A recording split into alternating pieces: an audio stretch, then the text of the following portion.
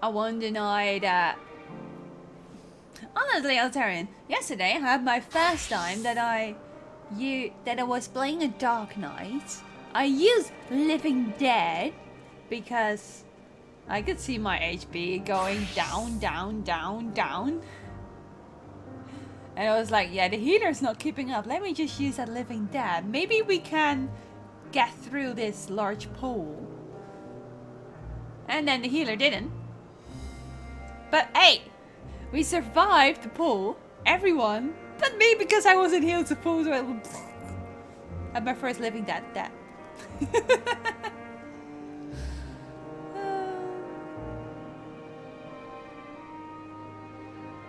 he's living dead in a dungeon. I think it was a sage who still needed to get it together.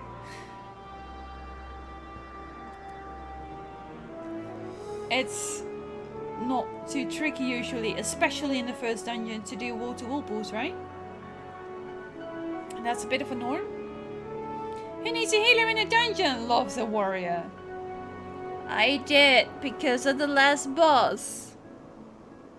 Like, you have 3 of them. And we only got through the first, and then our healer was down.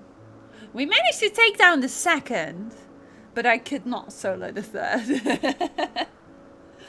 I ran out of my my tricks as well. Throwing this little new skill to bury your teammates and everything, but it wasn't enough. We didn't have anything to heal.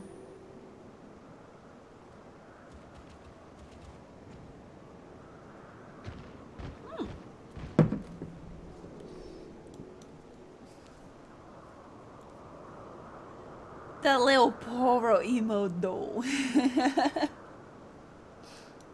Hey. No, don't itch like that, please. Okie dokie, okie dokie. Boop, boop. I'm a familiar riding some other familiars. Boop, boop. And I'm also frustrated that there is some other person thing here. Why do they wear... We are not allowed to wear masks, but they are.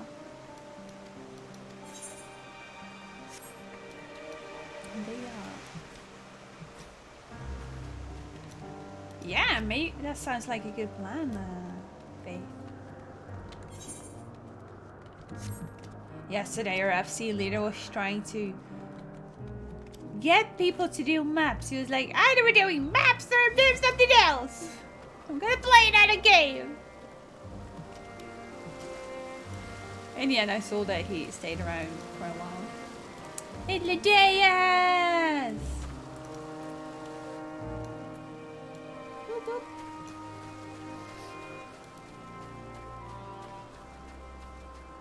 I did maps last night and we got a full clear too. Wait, did maps get added last night then? I think I saw the ever tiniest quick spoiler in Ino's. And I think she was in the gold room and I was like, well, I mean, it's not that I ever got to experience the gold room to myself. Those always get spoiled. Boulders were added yesterday. Ah. Imagine not doing Savage at the moment. Imagine not actually having gotten the chance to just finish your main scenario quest. Because multiple issues. Now here, this is cute music.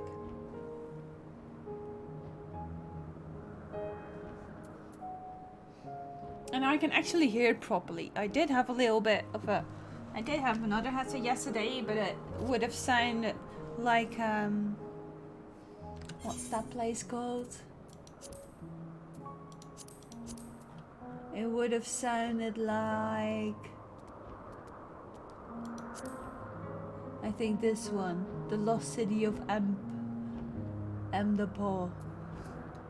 Where they just put a music box in a tin can and that would be all my music then. Putting all the music in a tin can. Like, no. No, that's not how we're gonna do it. Massian! I love your design. You're so cute. You're so adorable. I mean, we look like one another. We're Bait of the Blues. cute. So cute.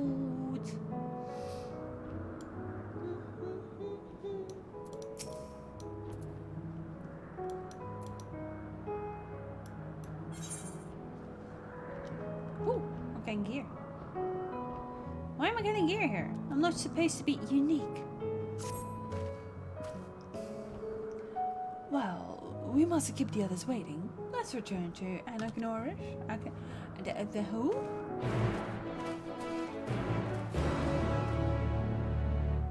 Aknagnoris. I don't know. Something.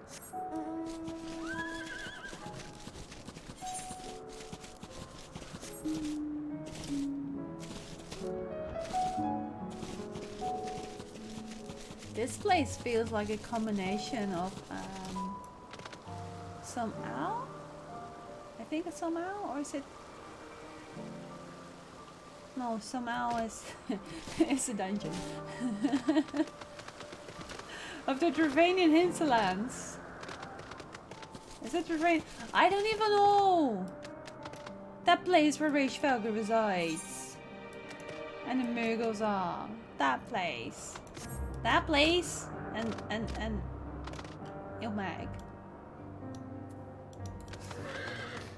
I think I ran past them. Oopsie. Ooh. Nice blue hair, sir.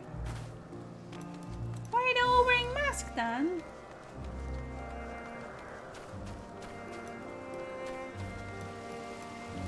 Even Hermes is wearing a mask. Is it because it's your place? But someone can still like try and be you. Some creations stay outside. Others stay protected. Like the Ambistomach. Okay.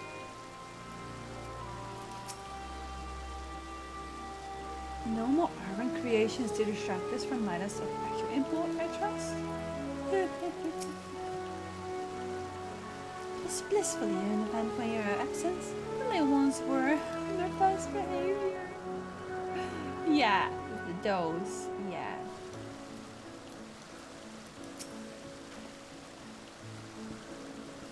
My apologies for the trouble. Thanks to your kind assistance, all the Ambistomas are safe and well. I will presently send them back to their space if you'll go on ahead to the main building. Upon entering, you will see a table and chairs, a meeting area. We may speak there. Oh right, because you didn't want us to talk outside. Very well. Very well. Take care not to let your creatures slip away again. Phew, phew, phew, phew, phew, phew, phew.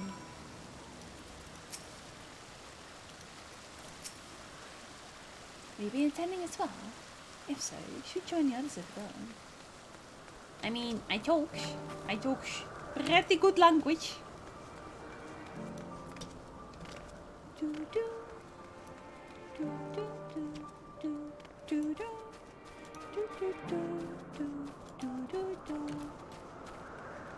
Should pay attention to when or not alerts are on.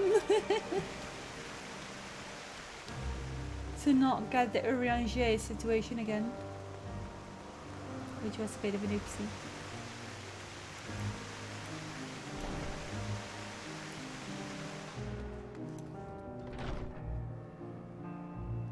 Oh, I was like, wait, no other person, but yeah, there is a person with a unique outfit.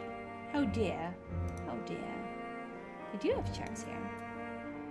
I feel like this might be a cutscene though. Well, Emmett Selk has been accommodating this far. He is the one who has business with Hermes. If you wish to attend, you have to ask his permission. Have I been nice enough? I will pause alerts for a moment.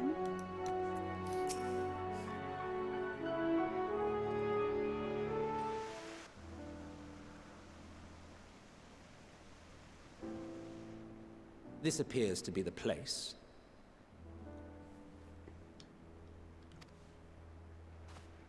And here is where we part ways.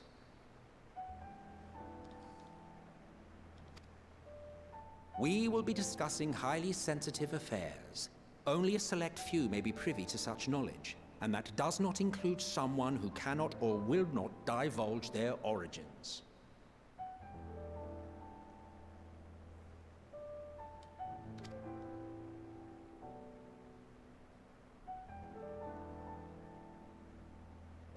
What? Will I have to remove you by force? It's not like you gave me a chance. It's not like you would believe me anyway.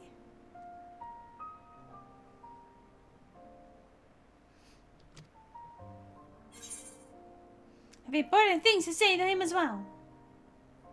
There are reasons I cannot speak freely.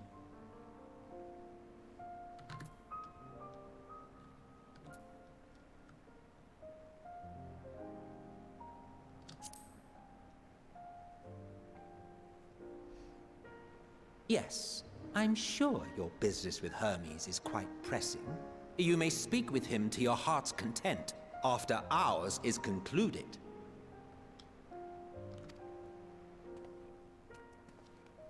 I do not object to her attendance.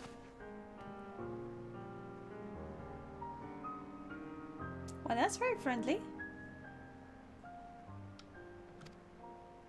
Hermes, this is highly irregular.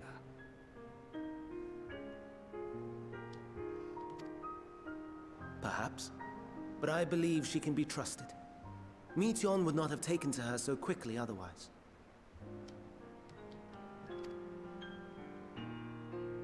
Moreover, the presence of a third party may help me to maintain composure.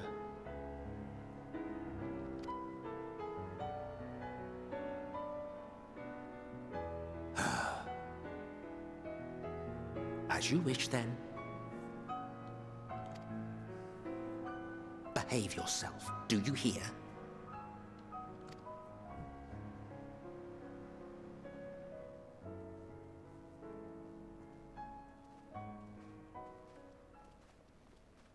And the door stay open.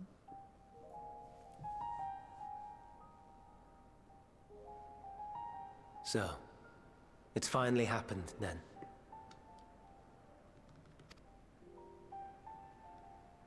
Aye. Van Daniel has declared his intention to step down, and named you as his preferred successor.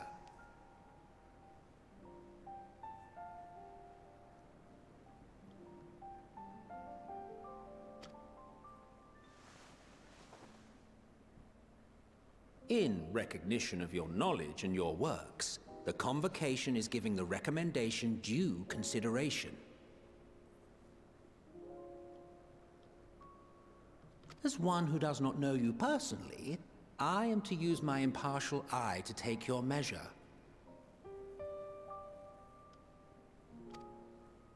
And above all else, to ascertain your disposition towards the invitation.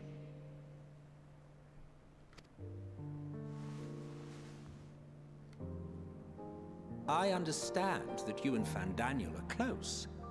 He himself was once chief overseer of Elpis, after all.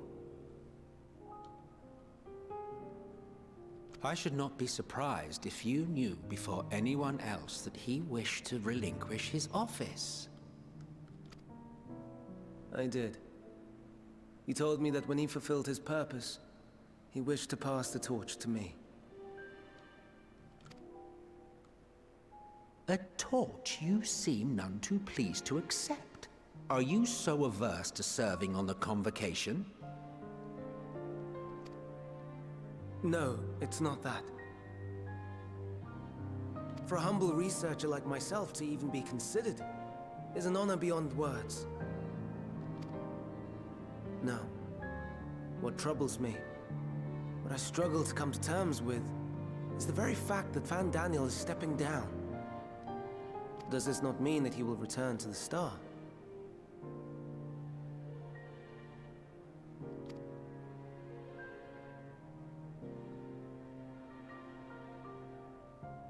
Of his own volition, yes, like so many others have before him.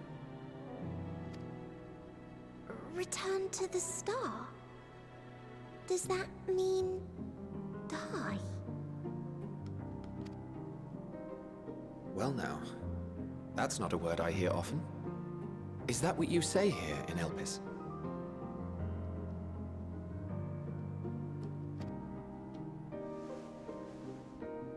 Mankind is the life of Atheris. Each of us, a drop of blood flowing through its veins, bearing sustenance. In our finite time upon it, 'tis our duty to make it a better place, that all who call it home, now and in future, may abide in happiness. To that end, we have dedicated ourselves to the pursuit of enlightened creation. And by our efforts did we transform this once untamed wilderness into the peaceful paradise you enjoy today. To return to the star whence we came is a privilege afforded to we who have so loved and nurtured it. A choice embraced by those who have lived their lives to the fullest, in service to our world. And when they depart upon this journey, it is beautiful, always. The 14 are no exception. 'Tis believed no occasion is more felicitous than the fulfillment of one's duty. Our office becomes our lives, and to retire is to return, or so the majority of us hold. Some few have elected to eschew custom.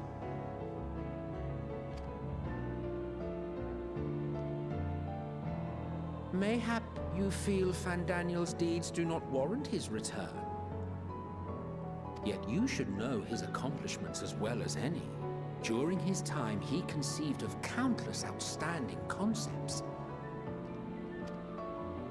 And channeling the wealth of experience he attained here in Elpis, he brought forth many new specimens.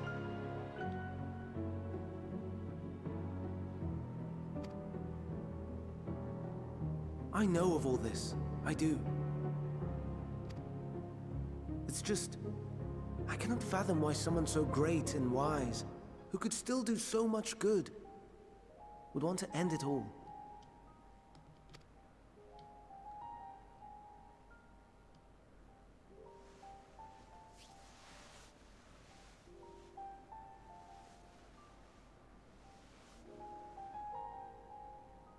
Oh no, I've made her upset. Forgive me. I know I requested your presence. Might I trouble you to take Meteon outside? A change of scenery would do her good.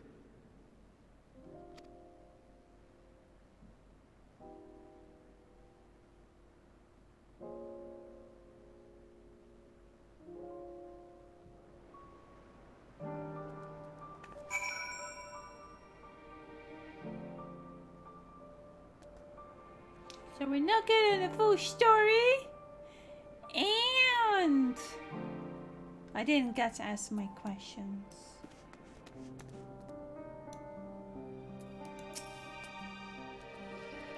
I'm sorry, Ariasan. I didn't want. Didn't mean. Oh, a walk. Perhaps we can go for a walk? Oh. It's fine. This is why you brought me here, right? Be your friend. No water down there is loud. Hermes gets sad when he thinks about them. When others are sad, I'm sad too. That's how I am. How he made me. Good familiars know to speak only when they are spoken to.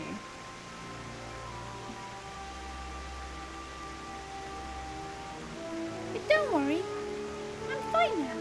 So, why did you come here? You want to learn about Albus and Hermes? Oh, teach you. I can teach you. You can take turns. I tell you something, and you tell me something. Sounds like fun! It will be, it will be. Where is stuff? Ah, yes. Let's talk to Menon. He should be near the ether eye. I'm not good at explaining, but Menon is... So I'll explain him instead. Alright, we're doing that accompanying thing.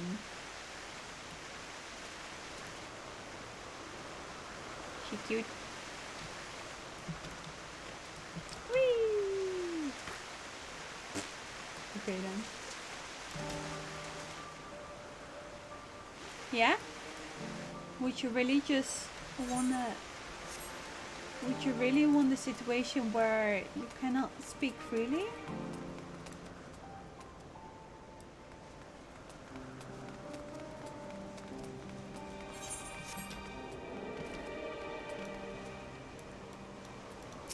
Also, this familiar can have a unique outfit. I guess in here it doesn't really matter that much, I guess.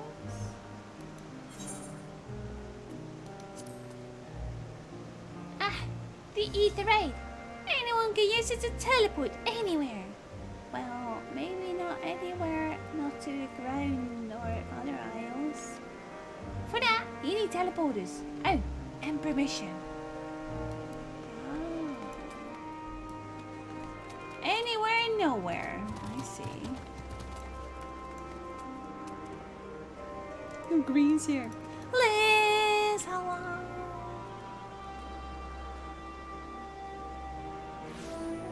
I should have another tea. Or at least prepare it. How are you, Liz?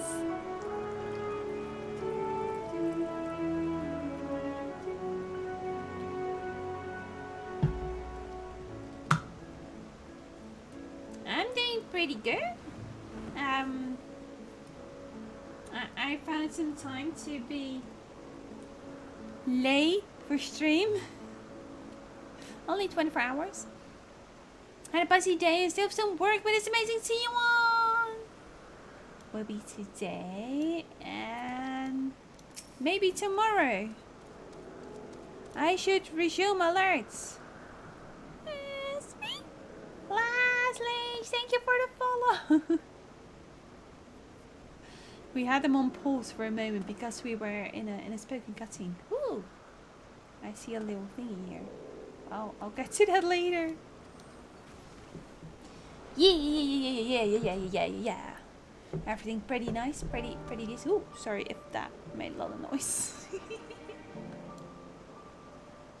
This is my new blue friend.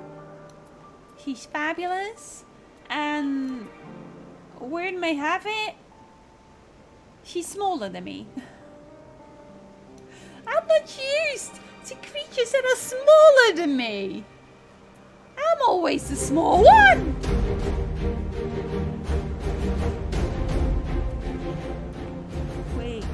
Wait.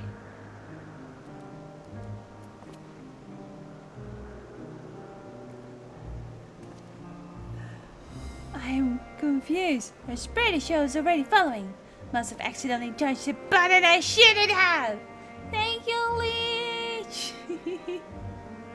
Enjoy your blue comfy emotes again.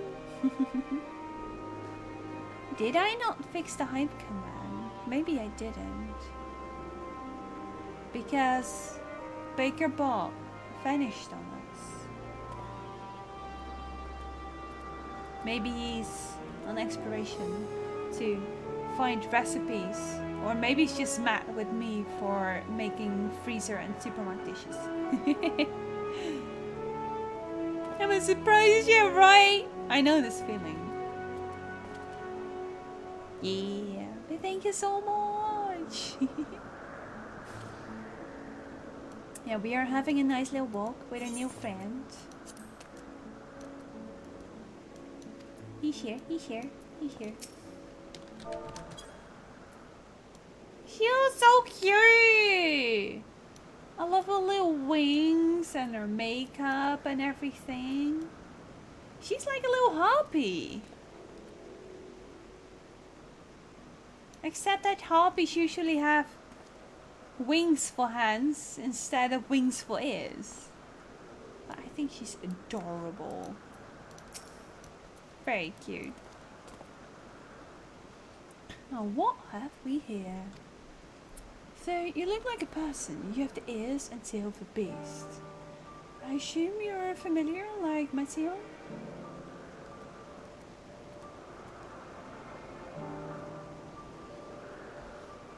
I assume that you are... Wait, is there something you need? Oh wait, he's right! I was like, what do you mean? Oh wait, I'm a Mikoda. Do you not know... Did the races only arise later? Do they only have humans here? Okay. This is Aria's own. Could you teach her about Albus? I thought he was talking to Methion. Okay. Ah, a newly arrived familiar, is she? Very well. She'll be glad to introduce our facility to her. As you know, it is mankind's duty to make the star a better place. As part of this duty, we employ creation magics to bring forth new life. However, we cannot simply release our works into the world, for it would lead to chaos. No, any and all life forms must undergo extensive testing to determine their fitness to exist. Testing which is conducted here in Elvis. Every candidate is subjected to rigorous study, in which we identify their properties, surmise what habitats might be suitable, and speculate as to the effects they may have on the environment and other species. Should it be judged a beneficial addition to the star, will be allowed to take its place in the world. The two of you, too, were created with the hope of making the star a better place. So heed your master well and be good, do you hear? We will, Mama. We will. Thanks for the lesson. You had a turn. Now I get a turn.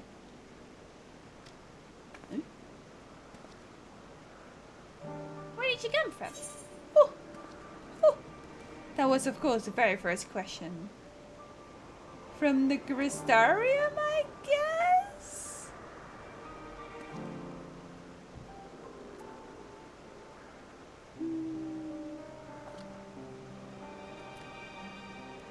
Place far, far away.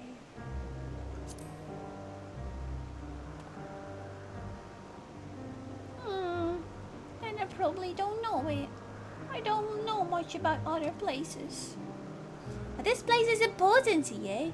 I can feel it. Oh, my power! I haven't told you about it. The creation.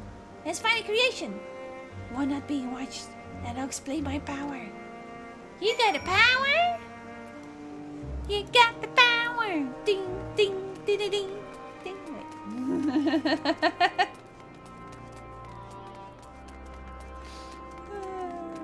I couldn't help myself. Burp!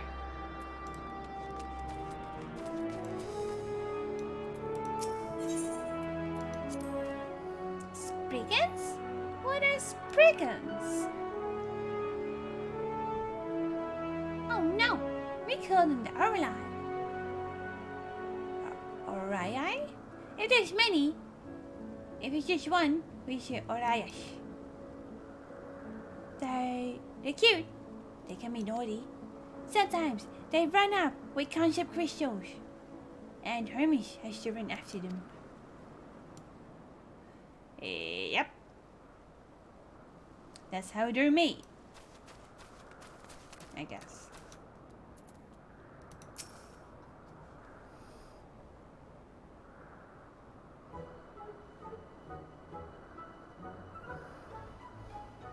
Oh, this creation is perfect.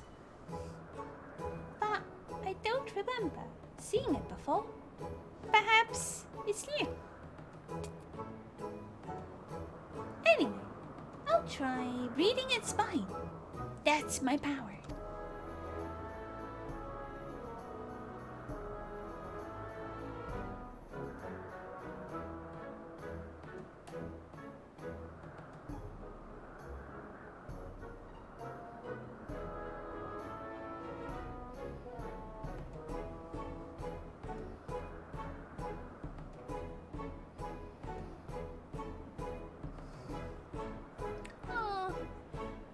Read it.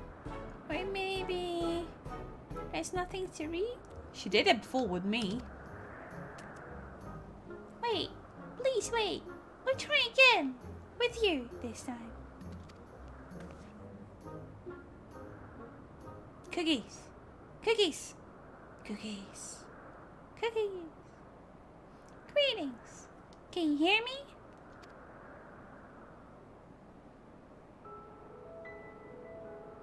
This is my power. I can read the emotions of those around me and project my emotions to others in return. I am not actually speaking to you in your mind. Rather, you are converting my emotions into words and intentions, a process performed subconsciously by intelligent life forms. This ability is vital to my mission, for it allows me to interact with intelligent beings even should they communicate via unknown languages or other non-verbal means. As a consequence, I am clumsy at speaking. Yet, though I struggle to express myself in this fashion, Hermes wants me to speak as much as possible, for everyone has thoughts and feelings that they may wish to hide. I harbor an affection for you, one that is difficult to define. Aside from the fact that you share common traits with us, your thoughts are complex, prismatic. They draw me in and leave me wanting to know more.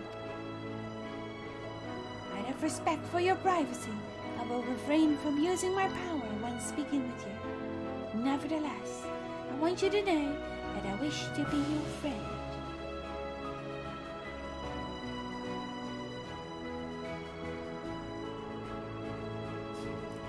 Hi, Datso! Happy New Year to everyone who just came in because I keep forgetting to say it. You say it at the start of a conversation, but it's a bit more difficult when I'm having so many conversations here. Hi, Thunder! I shouldn't be shouting at people that are collecting their firewood. Did you hear me?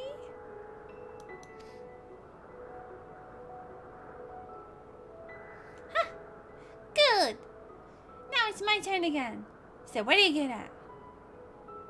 Finally she noticed.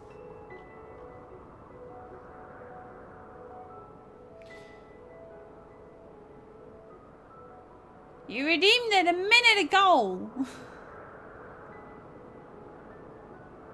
But I knew you were a home stuff. But that's what lurkers are for, right? That's also why I usually don't really call out myself in the chat. Just appear in chat.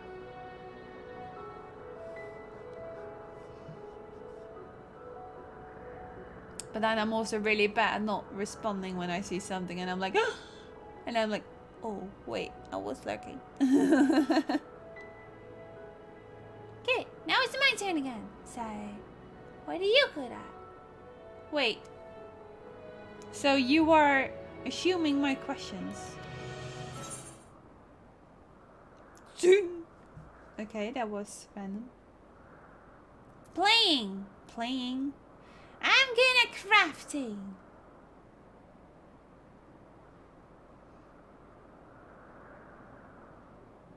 Playing?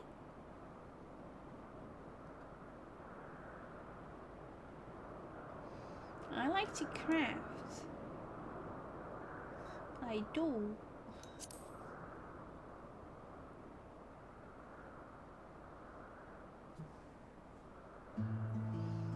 Oh, not creating, but crafting. Putting things together with your hands. That sounds like fun. I can't use creation magics, but maybe I can learn to craft.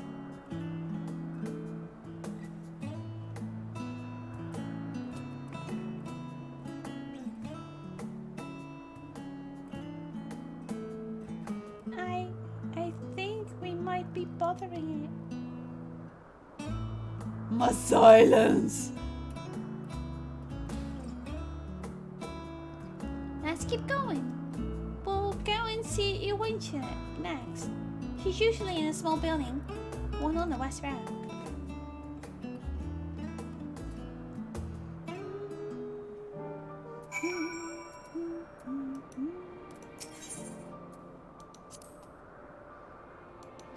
Okay, that's really all you say.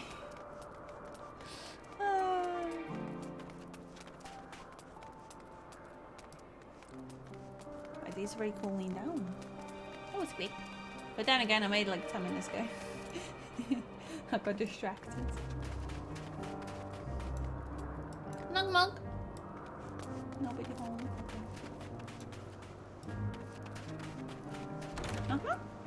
There you go.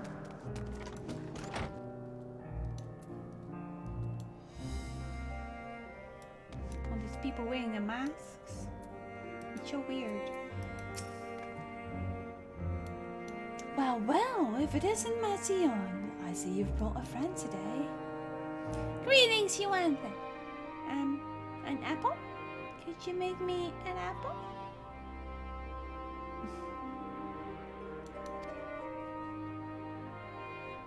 The kind Hermes likes. Covered in syrup. I want to share it where he is on. Oh, candied apple. Hermes is certainly partial to them. But you know you can eat, Mazion. You weren't made to do so. Then how do you sustain yourself?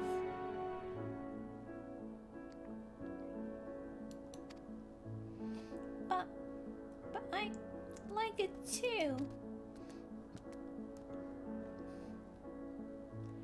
It may seem that way, but it's due to your ability to share others' feelings. You've taken Hermes' likes for your own. In any case, I can't prepare an apple right now. We'll bring one for Hermes soon, I promise.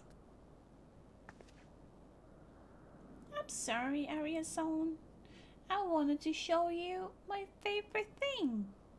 Then I can ask about yours, but I failed.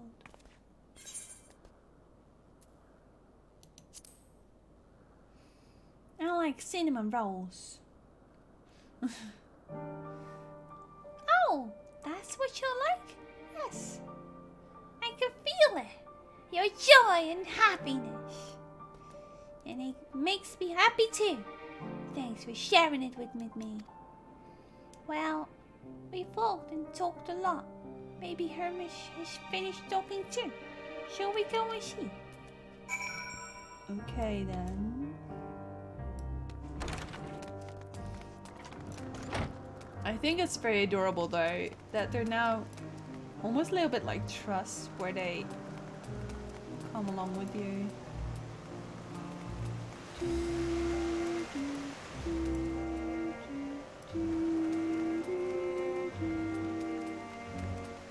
It's a nice addition.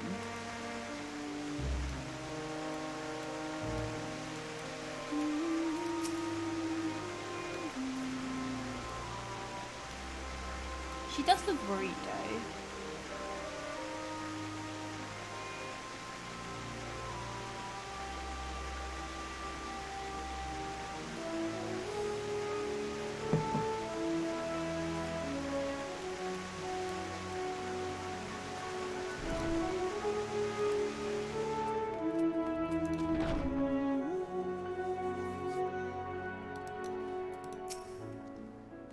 Excellent timing. It was refreshing constitutional, I hope. Constitutional? What? Back already? Pity, a bit longer we might have snuck away without you. So, Ahmed Salk.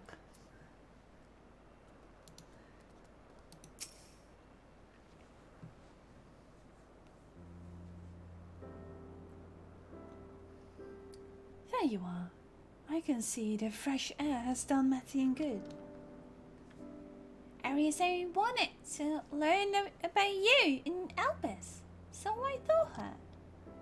About this place, about my power, about your favorite food. I'm not sure if that last one will be of any use. But I do appreciate you keeping Matthew company.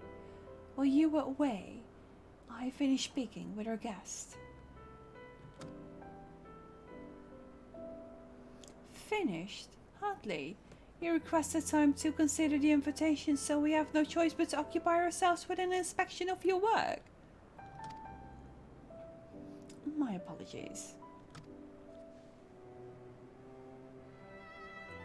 It has been decided that Emmett Selg and Hitler Davis will accompany me as I tend to my duties. If you wish to learn more, perhaps you would like to come too. I'm compelled to remind you that she is in no way associated with the convocation. We simply chanced to meet at Propylon. There is no guarantee that the matters we discuss will remain private. I do not mind. To see the joy her presence brings Matthew, I cannot imagine our mysterious friends harbors malicious intent. Arizona's Skype! Really, truly, she told me as much as I told her. You're coming, of course, to a Hermes. You're bound to learn lots and lots.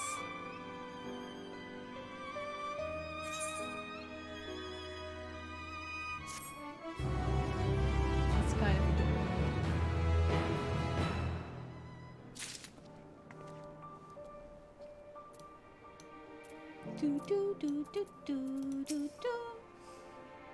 It is held that all civil organizations should conduct their affairs with total transparency, and the convocation is no exception. But that doesn't mean we are obligated to show our work to non-entity such as you. Consider yourself privileged and behave accordingly. So I see new creations on a daily basis. Hey, to look at them with a different eye. Would be interesting to observe him as it were. I guess, yeah. This time we all got to go for a walk. Isn't it exciting?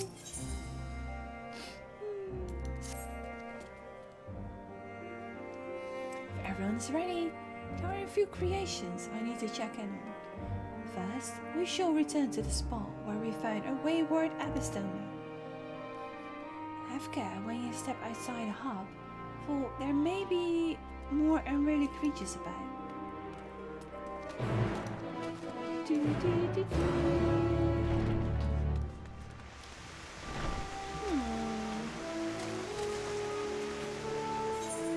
I now get quenched.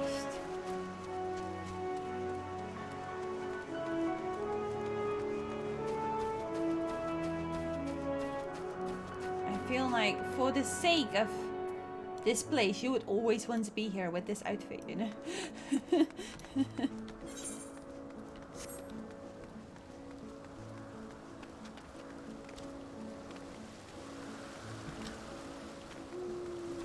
Wait, but I was here. There's food in there. This familiar is getting lost.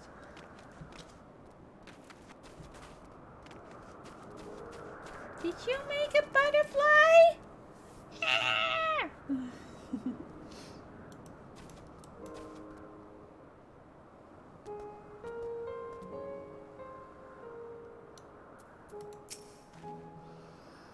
Oh, Vim and Viger now, huh? When we were discussing his nomination, he was melancholy incarnate, I guess. Ah, yes. The Anthene Petaluda, one of the newest species of the ever-popular butterfly. Huh? You're still bothered about your robe? Bothered? Don't be. If those specimens repurposed won't be missed. Yeah! Thanks, Sidladeus. That actually cheered me up. So beautiful, Petaluda. I hope to make it into the world.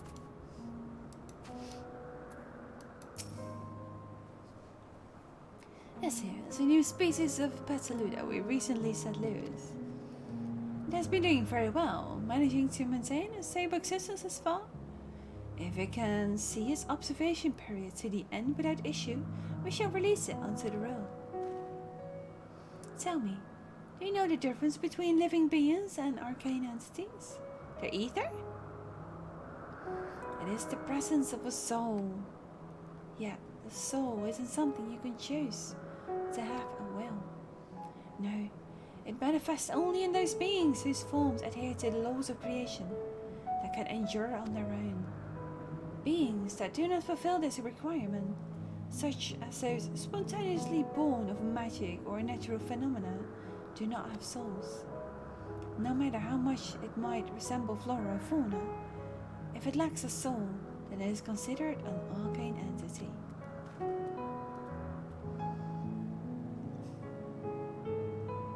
Sorry. So you see, it is not for mankind to decide what is living.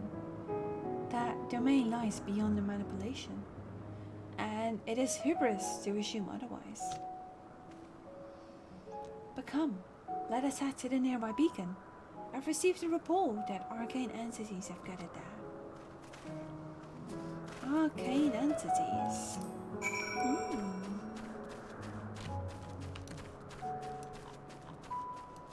Yeah, them birds aren't nice though. They're the mean ones. And I cannot risk getting attacked right now. Let's not get attacked right now. Where do we go? We go a bit further there, okay. Stick to the roads. Stick to the roads. It's usually more safe on the roads.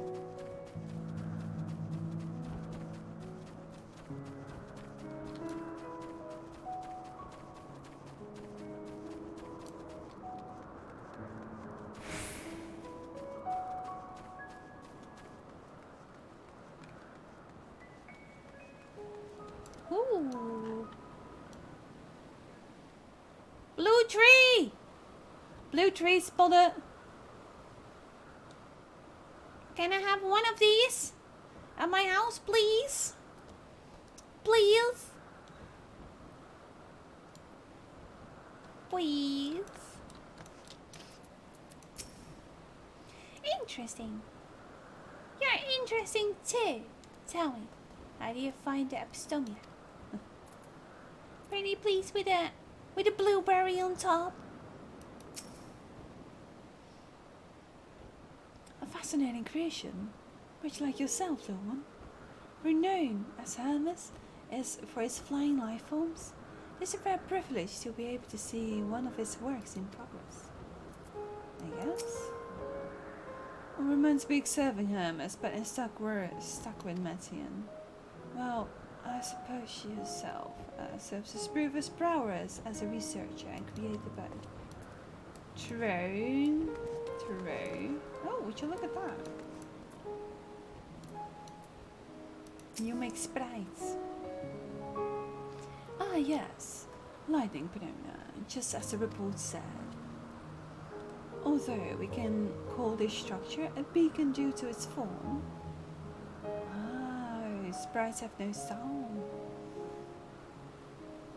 It's, in fact, a magical device. By manipulating the balance of elements, it keeps the ISO airborne and maintains the climate thereupon. In the course of its operation, it often sees an internal shift towards a given element. Right now, the element is lightning, which draws the pneuma here to replenish their ether.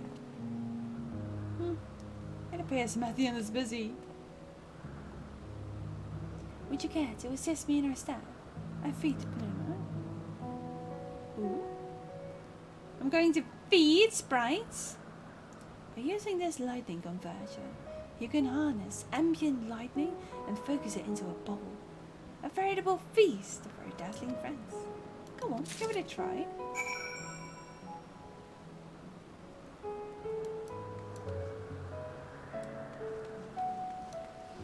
Fascinating. Absolutely fascinating.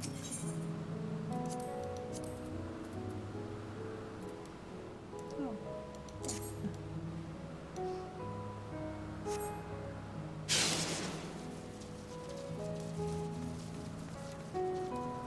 Enjoy.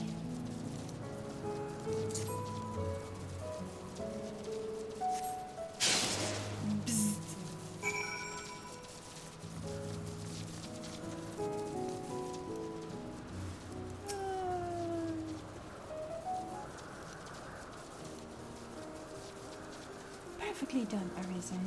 Look.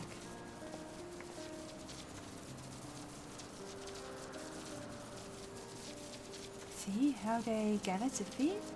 How they express themselves through their actions despite their lack of words? Speech is not the sole defining characteristic of thinking, feeling creature, nor is silence an indication that they do not possess these qualities. Be it a soulless arcane entity, such as the pneuma, or an ephemeral life form, such as the Petluda, all seek to perpetuate their existence, to survive.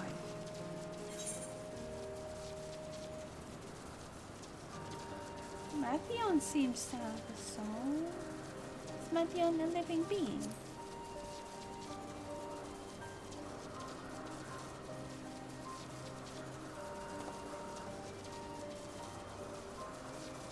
A living being who does not feed? A good question. I can answer it from a theoretical standpoint, but it ultimately falls to the bureau of architect to pass judgment. Those with exceptional vision, such as Hythlodaeus, may be able to observe them, their true nature. But to me, it doesn't matter. She's a cell, and that's all I need to know.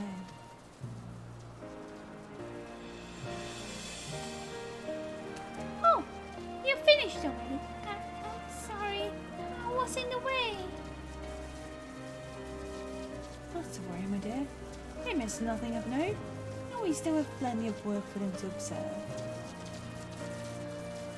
Next, we will head to the morning dew.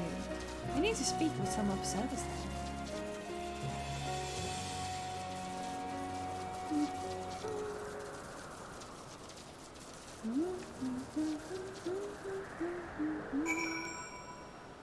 Bye, blue tree. Bye.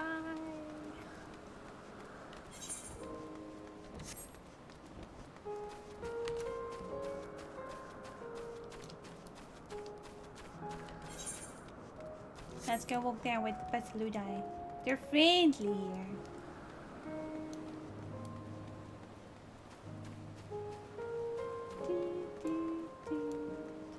I love that they actually made it friendly.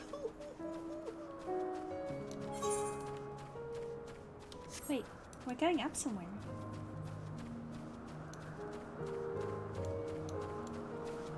Almost sounds silly, but this reminds me of Chinese Minecraft server.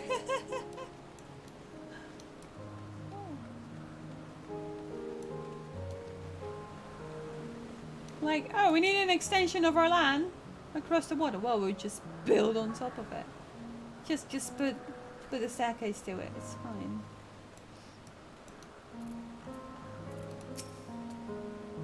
It's adorable, but we're very sneaky. Hermits went flying once. This fellow has been the talk of the bureau. The combination of a carefree aspect and endless rows of fangs is strangely charming. What does she add? Was there a guiding theme or any method to the madness that this random assortment of features? Maybe there was like an inspiration session. A brainstorm.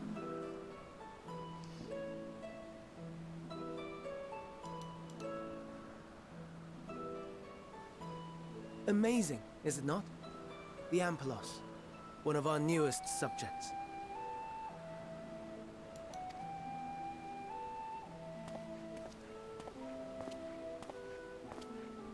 So, how are we coming along?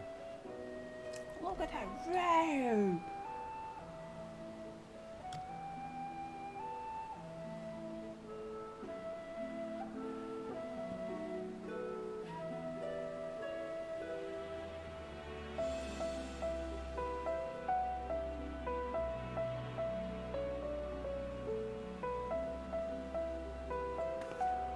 Distracted.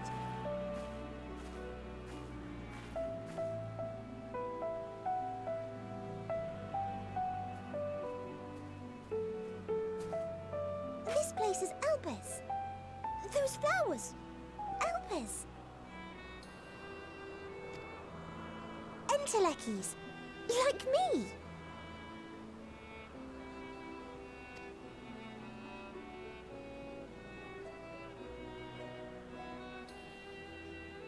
They are a product of Elpis, and so named for their birthplace.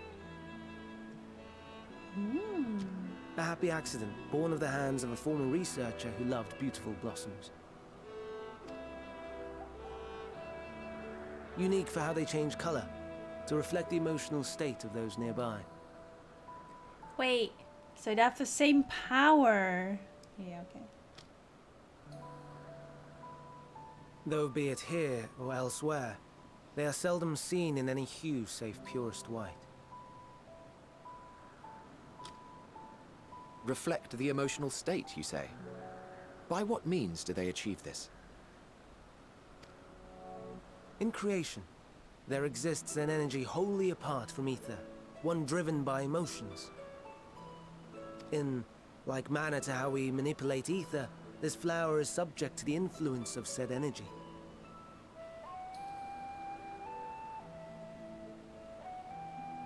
Akasha or something.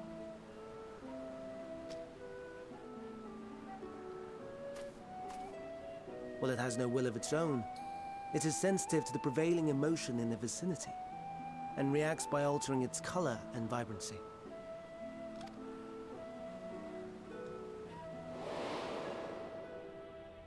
Akasha? It is one of the unseen energies defined by Harnish alchemical theory. Though a gross oversimplification, some describe it as an essence influenced by feeling.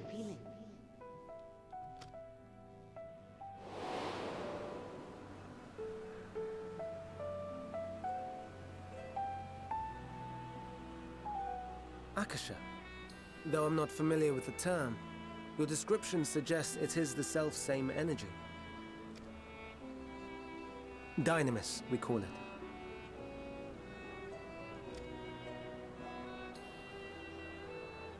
And those entities like the Elpis flower that have the ability to interact with this energy, converting emotions into tangible phenomena.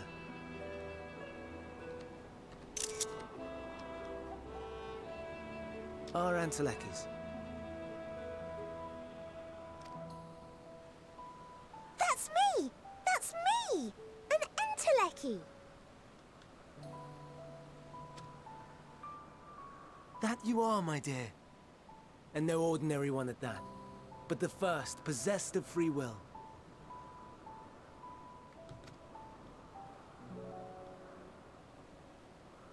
Wait. A form of energy other than ether? Dynamis? Is this your thing for the convocation now? I've never heard of such a thing.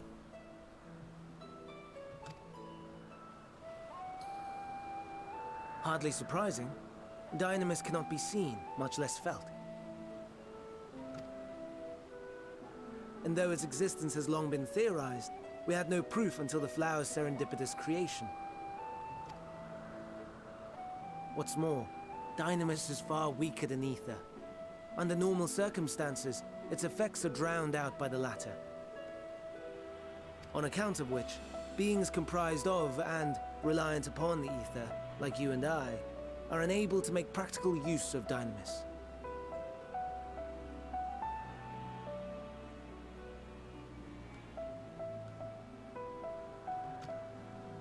'Tis a truly esoteric thing, known to but a select few scholars. Intriguing. Then, given the limitations you described, why create Meteon?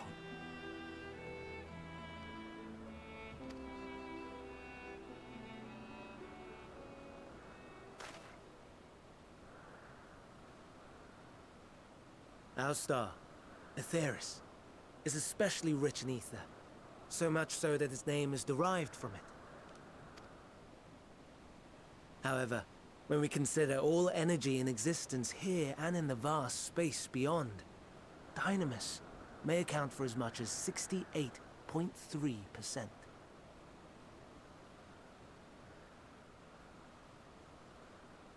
The more abundant form by far. Were we able to control it, we could open the door to limitless possibilities. 'Tis not unlike a gently flowing stream, unable to break through the dam of ether barring its path. But if we could imbue the stream with the vigor of a raging river...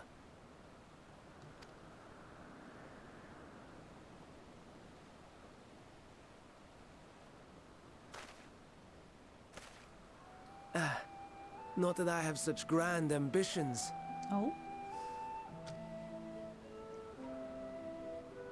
Nay. I merely wish to create a being that could traverse the great expanse.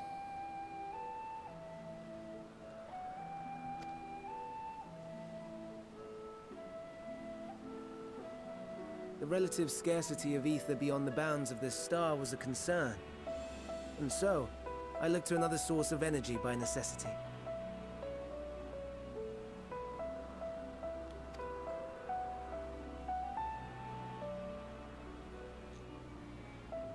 That being Dynamis. No wonder her ether is so thin. Precisely. Yours is thin too. Like an entelechy. Like me. So... are we the same? Entelechies. Sure, I don't see why it couldn't be one. I've been known to transcend my limits with nothing but determination. If I'm thin, it's because I myself didn't do a proper job. I'm not sure where it was, but someone did say this to me. I saw this somewhere already.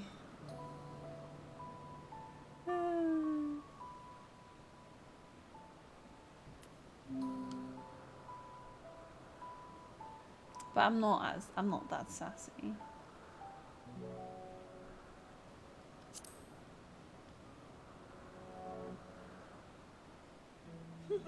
That sounds more akin to the desperate flailings of a wild beast when facing imminent death.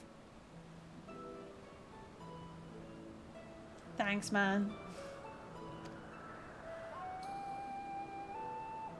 A deficit of ether alone does not an entelechi make. It would, however, make it easier for you to interact with Dynamis.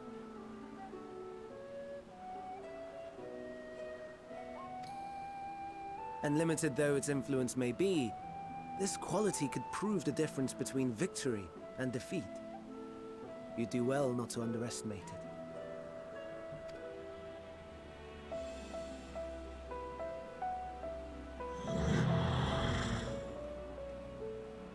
Oh dear. I'd forgotten about the poor fella. You must excuse me a moment while I go and verify a few more things.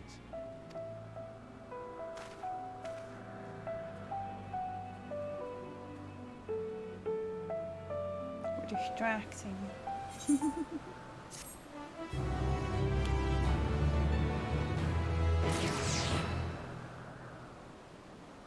So when the land is drained of ether, then is this other flow of energy that's going to still be there and might become a part of the rest of this story.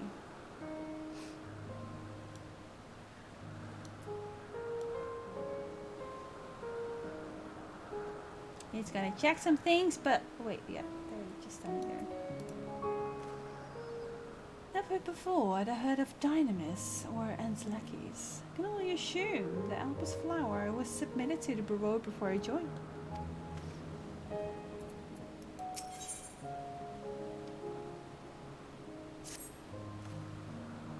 Not that I or anyone else would be able to make use of it, even if we knew. But it irks me to discover that there is an entirely different form of energy. And no one told me. That personal annoyance aside, Hermes' knowledge is undeniably impressive. Given that there are none among the 14 who specialize in the celestial, it would be a welcome addition.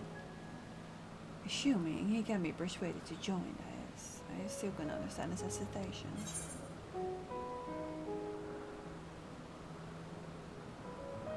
What do you specialize in? I want to ask both!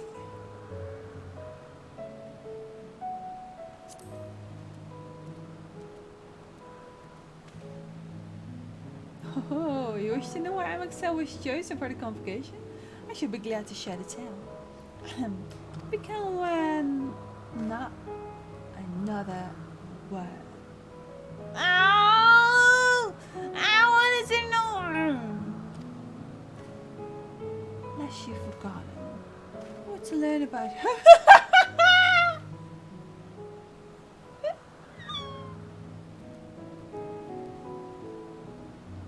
That soak was just perfect. Aww.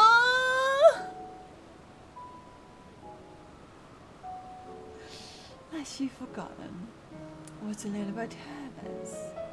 Not me. My misspent youth is not your concern. Misspent youth? What knows? I want to learn about the convocation.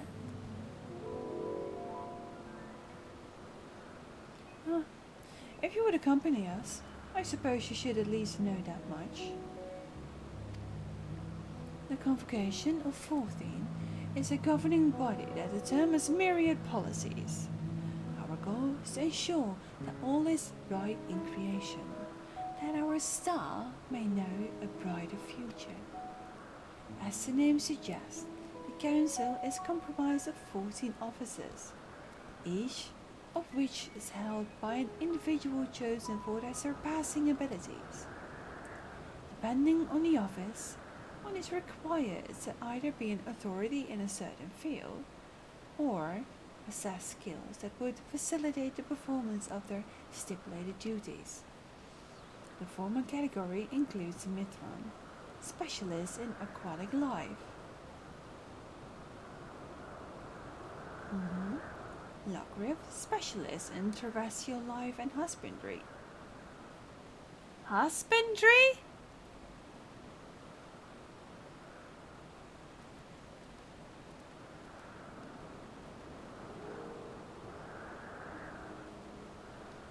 I think Mithron and Lockriff. I think both of them were in the last Eden raids. Halmerut, specialist in fungal and plant life. Emervoloth, specialist in medicine and healing. And Lahabrea, specialist in creation magic, who has brought forth phantom beings of the highest complexity. As for the latter category, there's Ultima, advocate of the arts. Aegurum, champion of alignment and rhetoric. Aegurum is from Heavensward, I think. Bashtara, preserver of discipline and order. Amatselk, keeper of the ethereal realm. Or underworld in the vernacular. Is that why you're such an etherish person?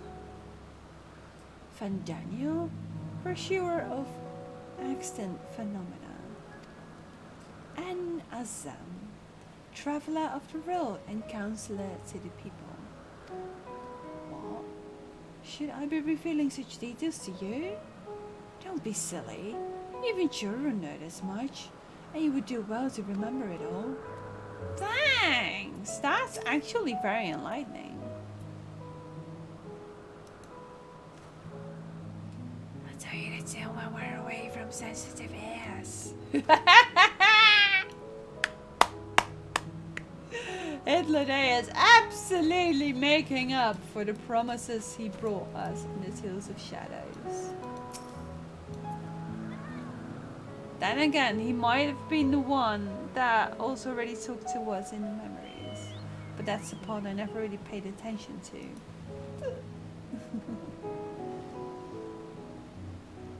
Endwalker, now we're friends in Venus.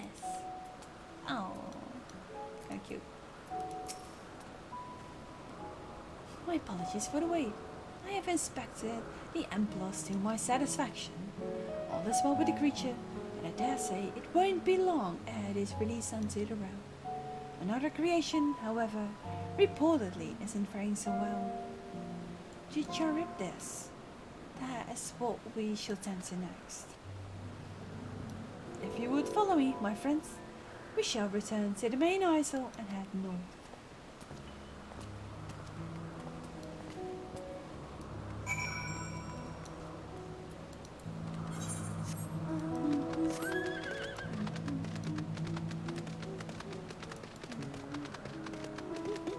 That road.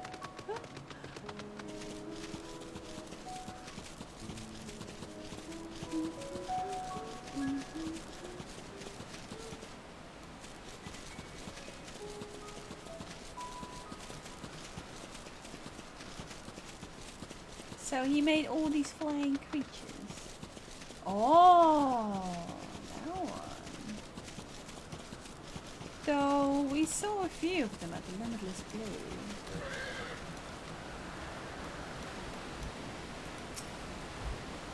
Why is this one blue and shiny? Troublesome. Oh, forgive me. I thought on the map of the convocation had come. It's turning out to be an eventful day.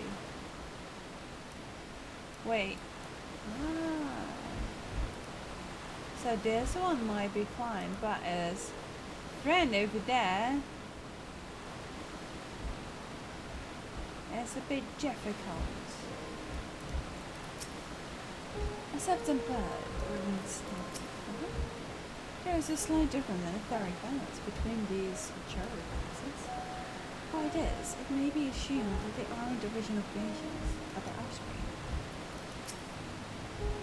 Maybe it's his offspring, and it's just not the same.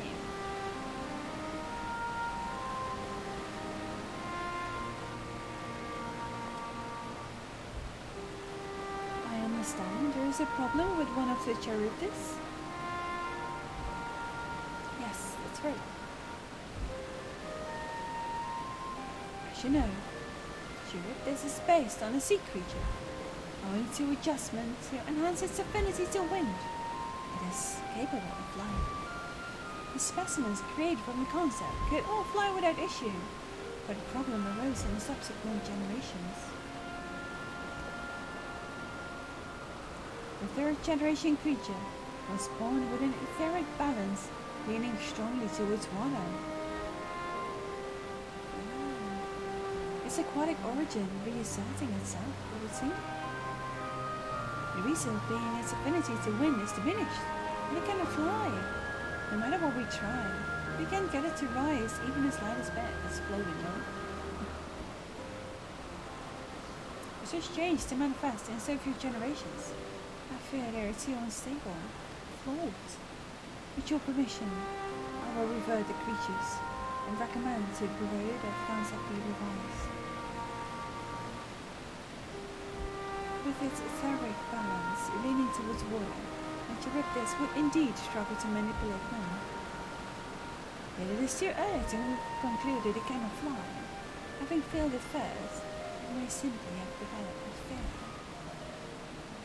I shall transform and fly with it, helping it to manipulate wind until it finds its wings.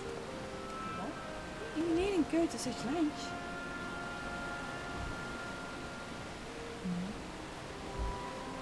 You don't know? Of course not. Transformation is an art in which one manipulates a vast quantity of ether to construct another pretty round itself. In practice, this allows one to assume any conceivable form and thereby transcend the limits of one's flesh.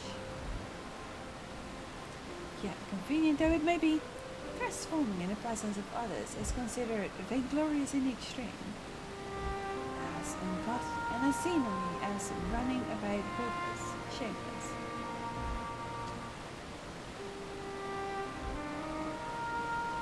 Am I to understand you make a habit of this? nothing of the sort. It's just that you can transform. You can wield the wind and fly.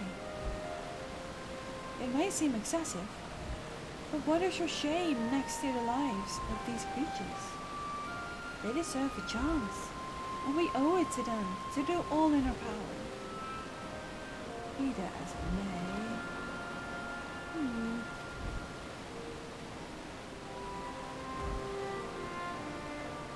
Yes, I believe I have a solution, Nancy. May it trouble you to move that Charybdis away from his fellows, somewhere out of sight.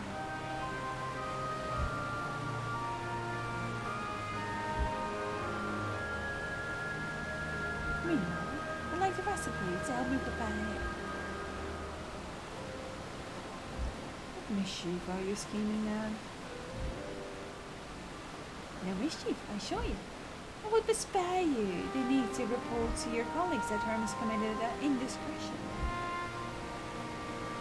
So have a little faith. Come on.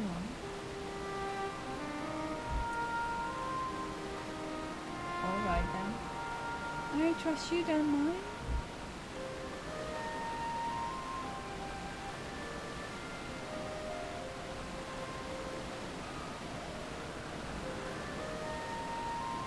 Oh, we're just taking it for a walk. For a slide. We must help the Charybdis to fly, or else they will all die. Be unwoven. Which part of woke is simply beginning here? But I should have heard to the heroes here. Little it is a man of ideas. I wonder what he has thought of this time.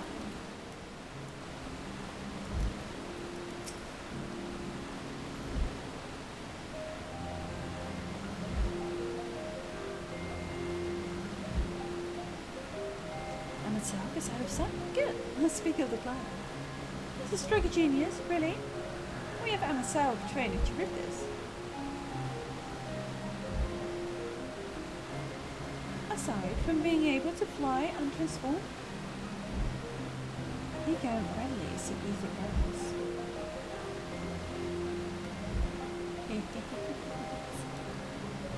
And with the adept spellcraft, he can also employ suitable mind magics to guide the creature along.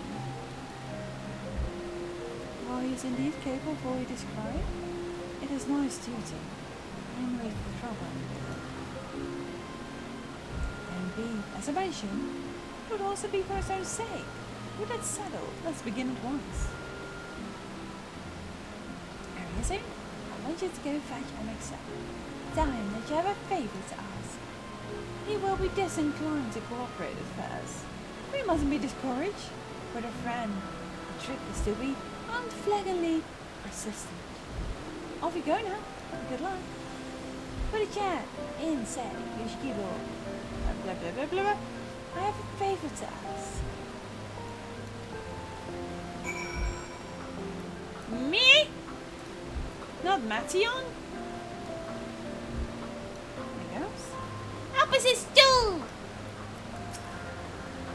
Yeah, perhaps specify what's your fault. With apologies, Alexa, but this may be best approach. Let's work together to win him over.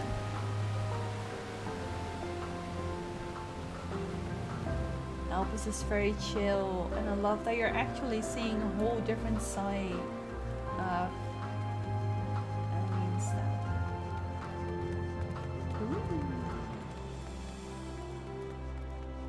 It's full of butterflies. A very popular butterfly. Yeah. It's a long walk. So this is a created space, just like Az's Lair, and it really doesn't really have a bottom.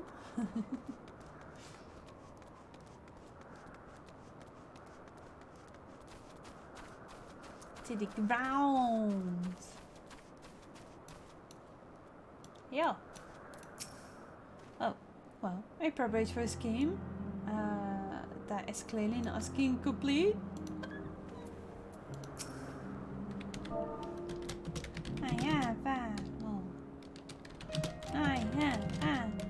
favor to ask. I don't know what it's called in English 3. Oh, no, you don't. I'm not lifting a finger. I don't know what Hitlerdeus is up to. I will not be made to know. I refuse. Please, I'm at Silk.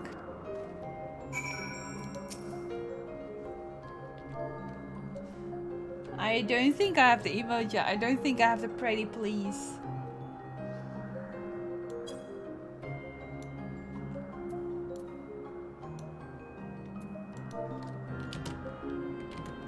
Pretty.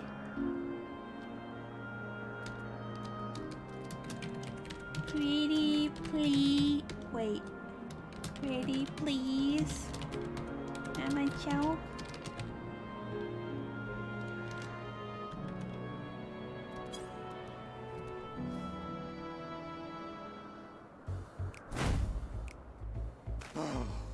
No, no, no. You are not foisting this nonsense on me.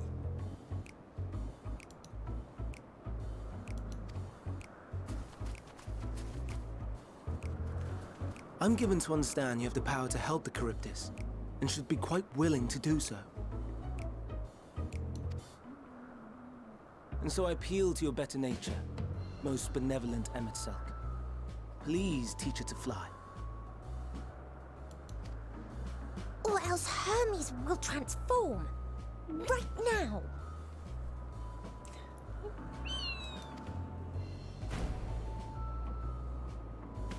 Now, there's no need to go quite that far. Altruism is its own reward, as I'm sure he would agree. I remember asking you if you have something. I forgot to then do something right now. Oh.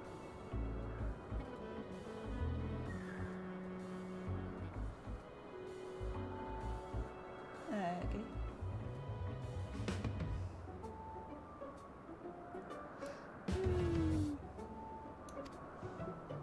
Oh, would he now? And who contrived to put me in this position, pray tell? Nothing so devious.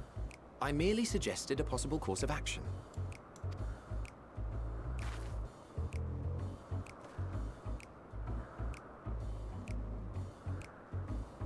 Please, Emetselk. Please.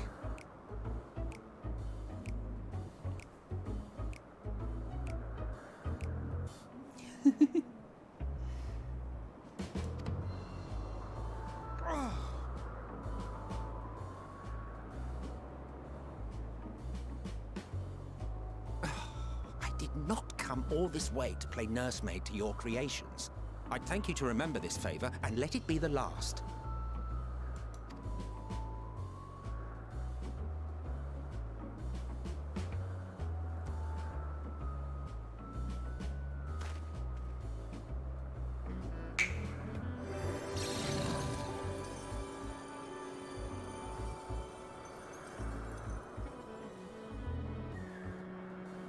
I will aid it once it has taken to the air. It falls to you to shepherd it skyward.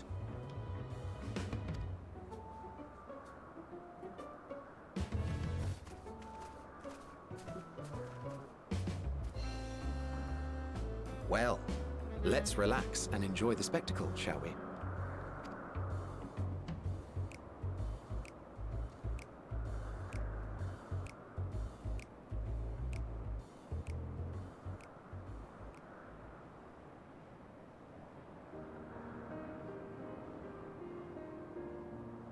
You were wondering why Emetselk joined the convocation. He can hear us, probably. Truth be told, he wasn't the first choice for the office. I was, on the strength of my ability to see ether.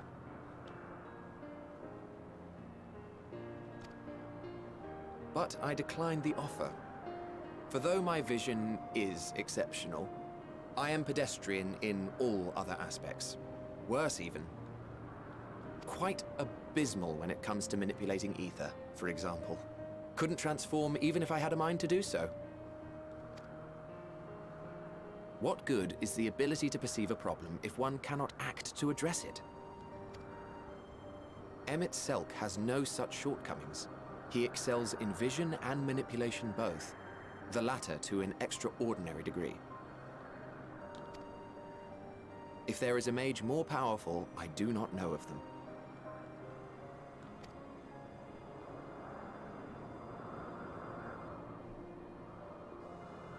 Thus did I recommend him for the office in my stead.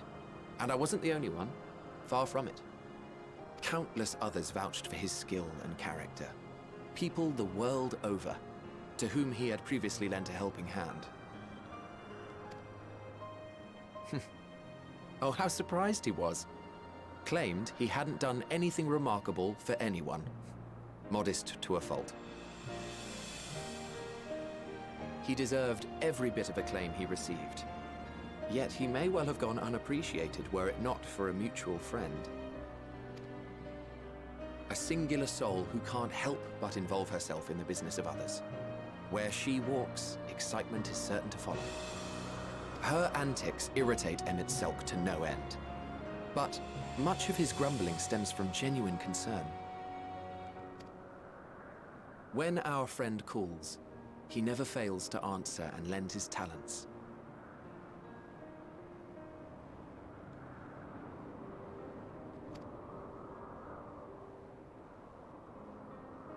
And in the course of doing so, he himself came to be recognized and respected by those around him.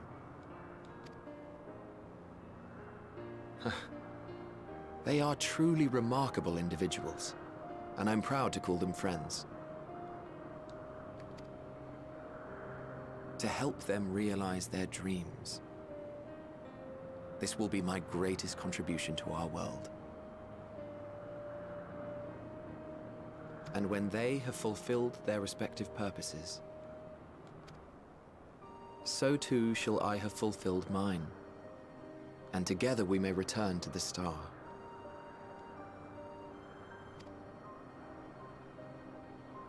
Look at me, spilling my innermost secrets. I can't seem to help it with you. I can only assume it is due to the color of your soul. I just don't understand how you can be so alike and yet so different.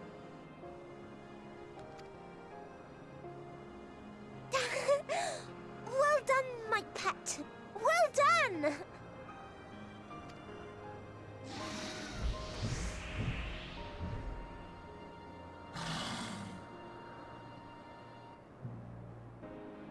Ah, yes. I dare say the Charybdis will be fine hereon. Why don't you go and signal to Emmett Selk? Let him know that his arduous task is at an end.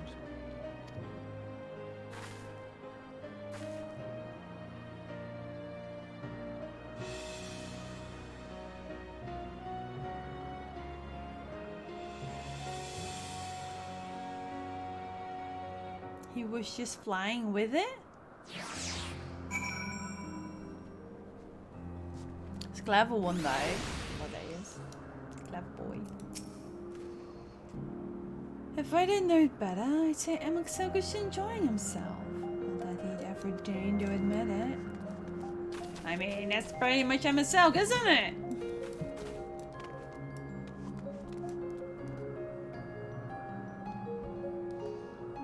With his fancy state instead of flying himself, because why would he do that?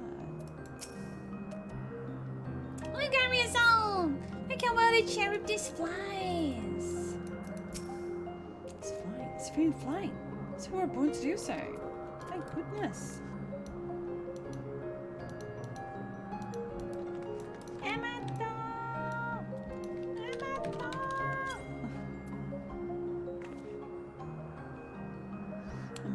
From his reverie, Emmett Selk notices you and begins to descend with the Charybdis.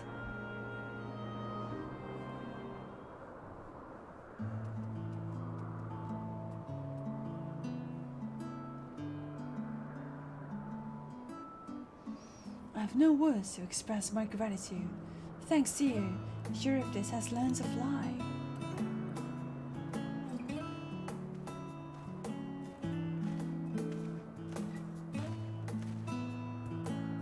your zone and I could relax and have a pleasant chat.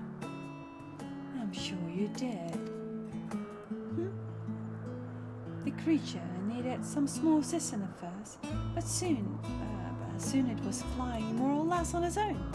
I doubt you will need to repeat the lesson. That was truly impressive.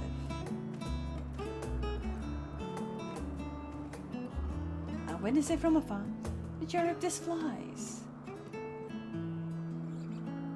Indeed, with this, we've proven that even a creature with skewed etheric balance is capable of flight. Though we hope that to achieve this, Charybdis is a herd animal. They may well aid their struggling kin in like fashion if and when the need arises. Keeping this in mind, I bet you continue observing them. If that is what you want. If I may say so. Rather than hoping an idealistic possibility comes to pass, would it not be simpler to have the concept adjusted? That way we could guarantee that anomalies such as this specimen are never born in the first place. These creatures are already here. We will spare no effort in giving them a chance to survive. As you wish, Chief, as you wish.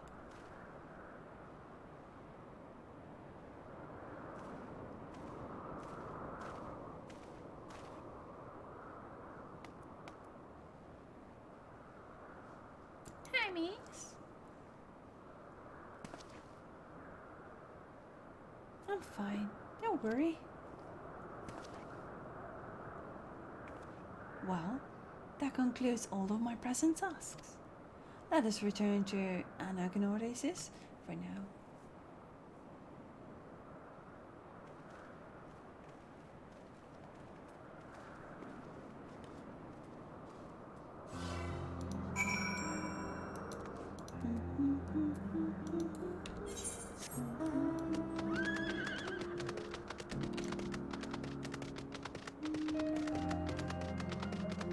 Can I go under here?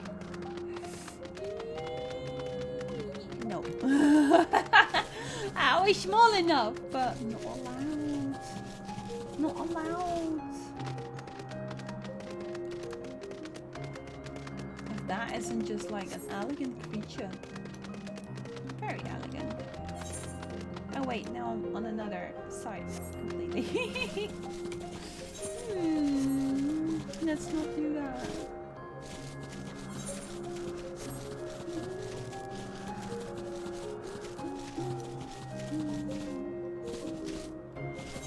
I may not have the ethers to make my own robe or do creation magics, but I can call forth a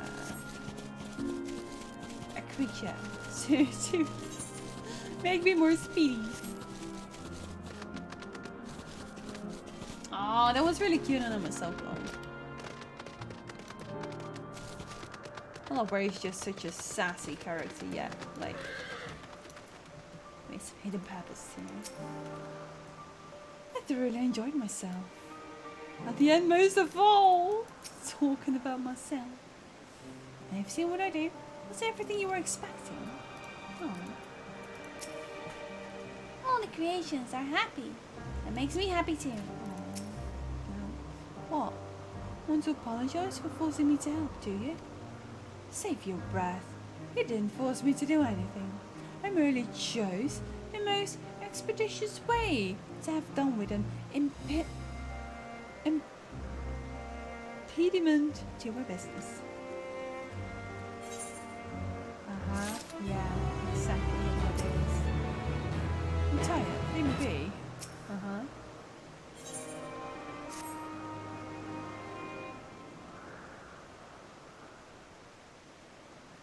Tell me, Ariazone, in the course of watching me, have you learned all the value?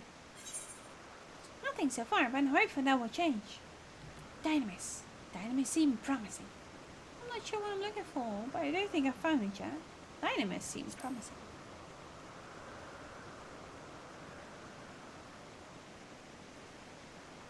Dynamis, you say? Curious that such an obscure phenomenon should be of interest to you.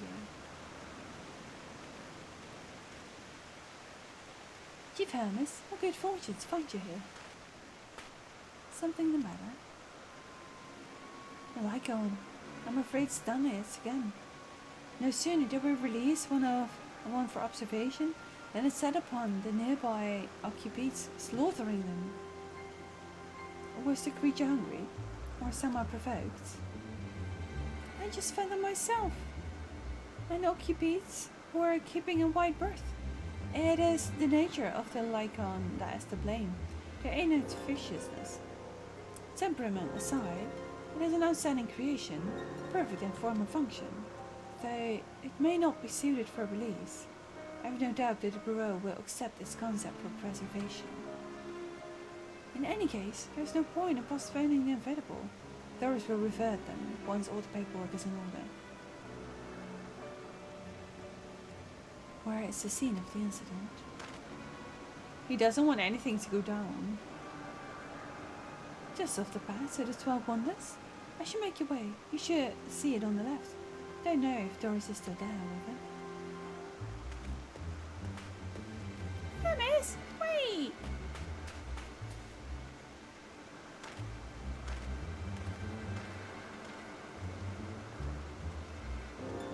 So he just loses his mind for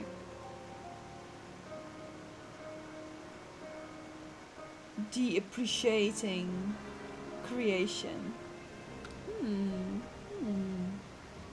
If this is part of his work, then I would observe. We follow.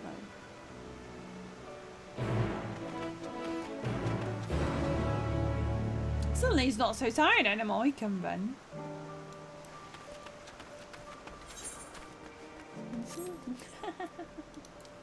Next to the spade here. Murderous leaves. And nobody's attacking it. No wonder.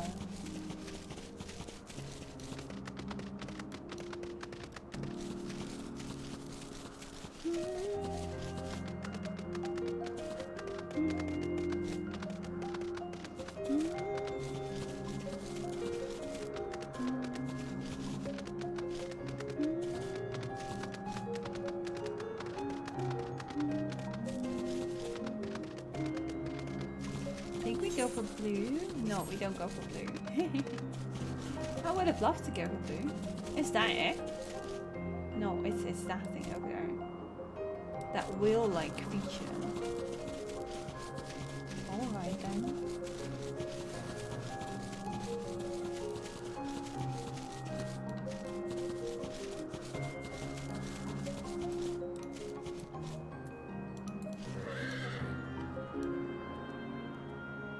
Alright then. Slaughtered! Absolutely slaughtered. It's heavy. Hermes' pain.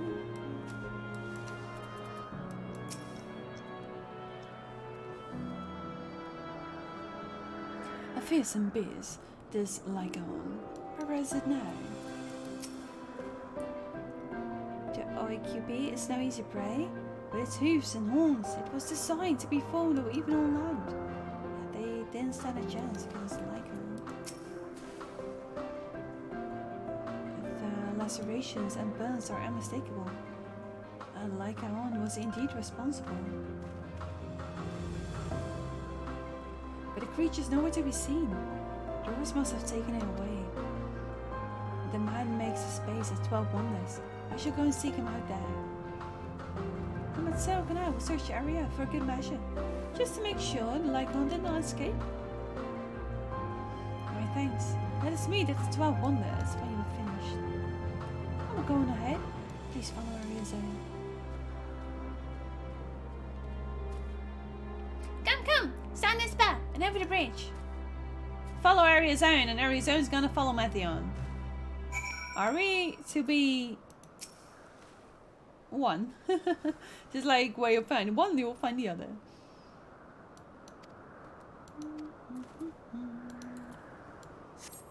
Matheon! No need. Feel feels almost like a new creature when you look at it like that.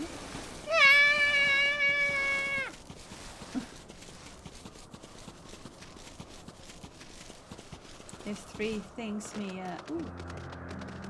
An interesting meal.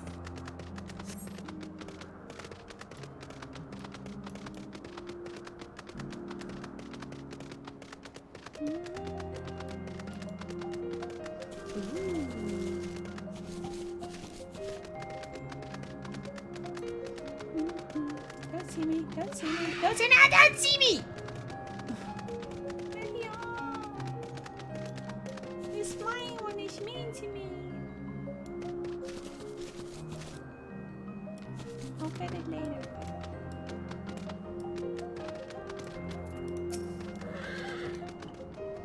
There it is! It's one wonder. Hermes is looking for Doris. Let's look for Doris too.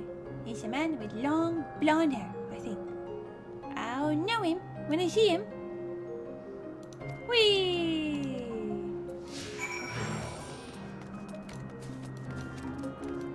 And now Mattheon is following me again. Alright then.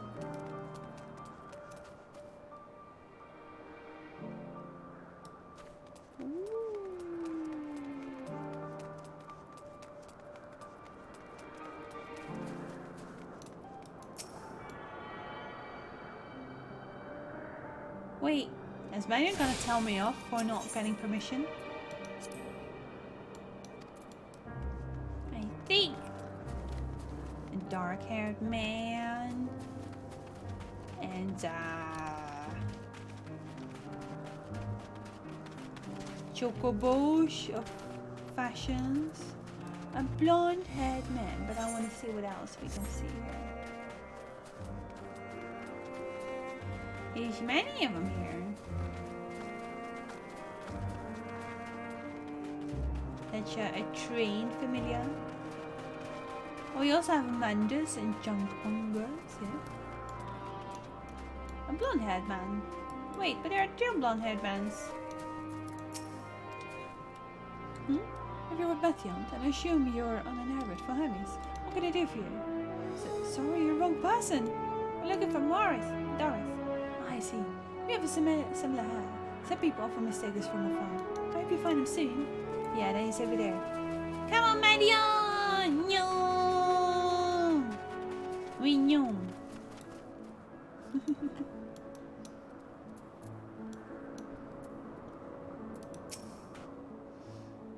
Doris! That's Doris! Well, now if it is a Mattheon, what brings you here?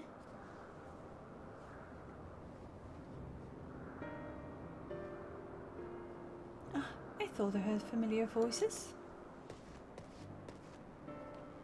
I didn't realize you 2 had decided to help me search for Doris. Thank you.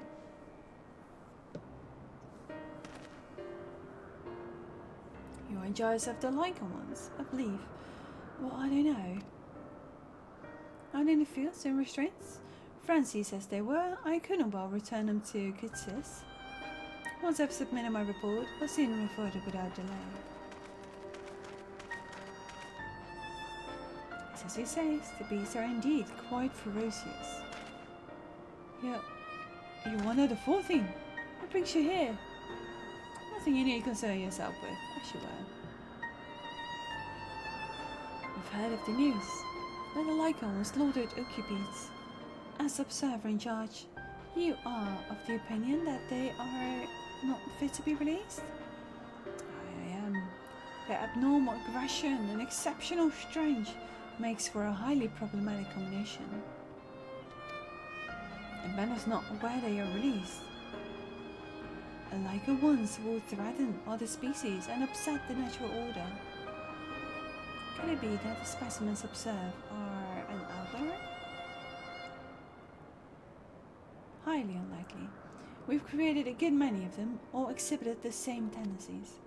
Even when we used Kairos to begin with a fresh slate, their behavior wasn't changed. Kairos. A memory configuration system. The chief himself created it. It allows us to erase or alter memories that we may observe creations in different environmental conditions without needing to remake them from scratch. Quite impressive, and potentially dangerous, depending on the intensity of the authoric ambitions. After all, may wish to have words with you. Rest assured, I've kept all values within prescribed limits, and to prevent misuse, its application limited to those authorized by the Chief Overseer. Do not misunderstand. To manipulate a subject's memories is an intrusive act I deeply abhor, but it is still preferable to execution. Come now, Chief. Let's not be so melodramatic. What was born of either is simply being reduced to its original state. I know this changes concern you, but we mustn't lose sight of the bigger picture. Making original choices for the sake of a more prosperous star. If a creation cannot be properly studied, even with the aid of Kairos, we remake it. If a creation is deemed a detrimental existence, we unmake it. This all for the greater good, and non-question the necessity of such routine processes. Understand these things, I do. I would never think to unleash a clear and undeniable threat onto the world. Yet insignificant though their individual lives may be next to all creation, it is all the Lycan ones have.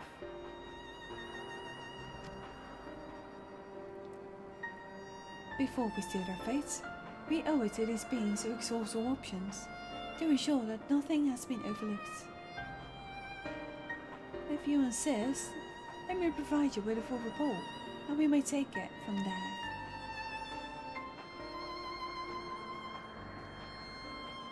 Would it be possible for us to attend a discussion that MXL may better carry out its duties? By all means. Please show them to the meeting room. You're almost like the secretary to MSL.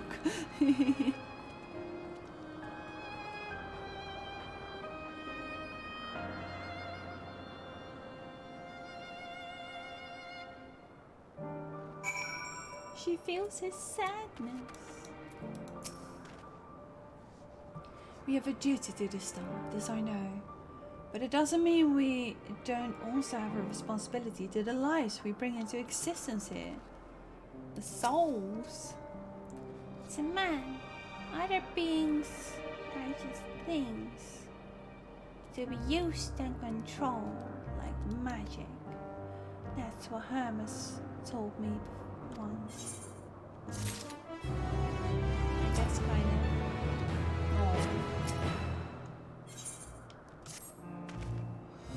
I fear this discussion may take a while, during which time... Matthew, are you feeling unwell? It's not me, Hermes. It's you. I won't go to the meeting. I'll stay with Ariazar. Although though I am to impose, may I leave Matthew in your care again? Yeah. I'm in your debt, if you'll excuse me.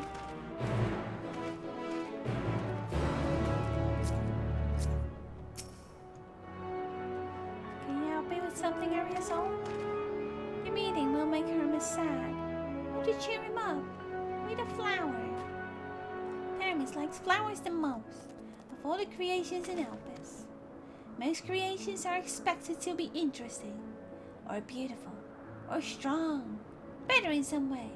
But flowers are different. They're designed to suit our emotions, what we feel, and what to convey. Hermes likes that. I could make flowers, so I'll search for one, and I want you to search with me.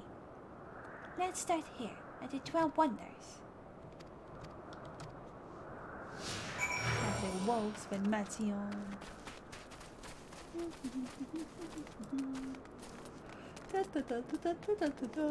Sorry. We've also actually been going at this for 2 hours.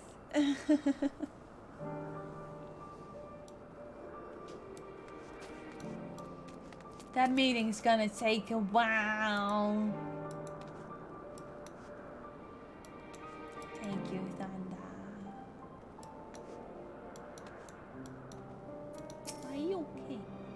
you're very small. Wait. Come here, Matthias. I wanted you to stand on it, not through it. I wanted to make it look larger. Hold on. So I may be less threatening to you.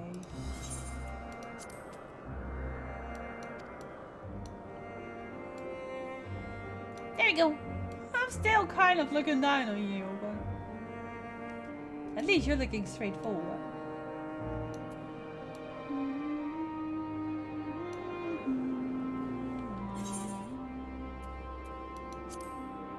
Yeah, you don't really get the flies yet.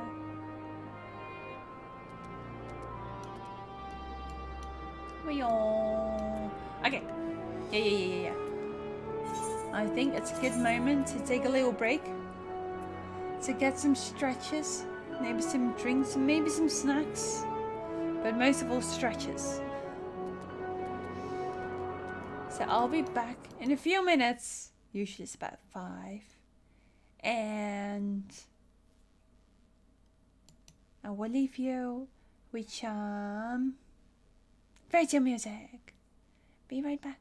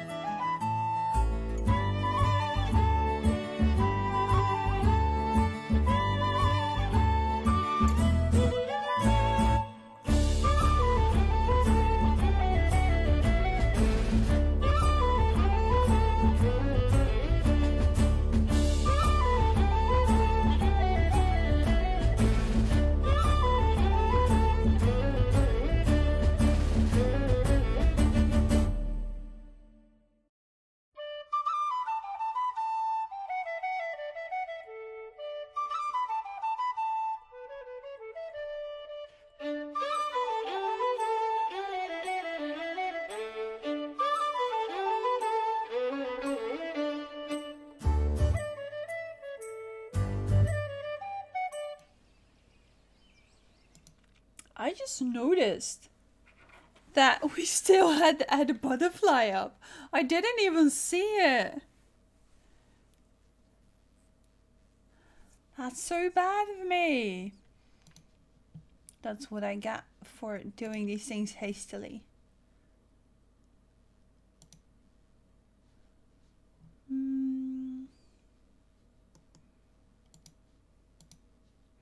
Sorry.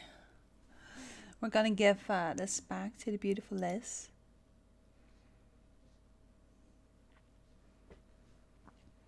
There. Whoopsie. A dino just appeared behind me. The people and the things they create here. Thank you, Thunder.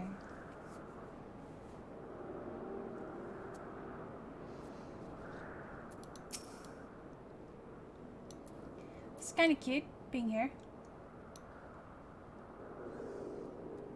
Hey, also need to make sparkball? What's sparkball?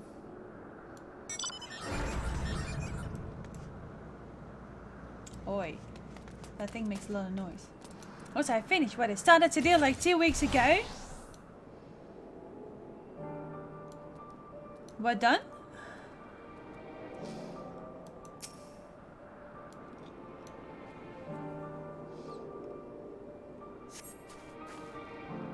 Very purple flowers, bigger than your hands, adorn the tree.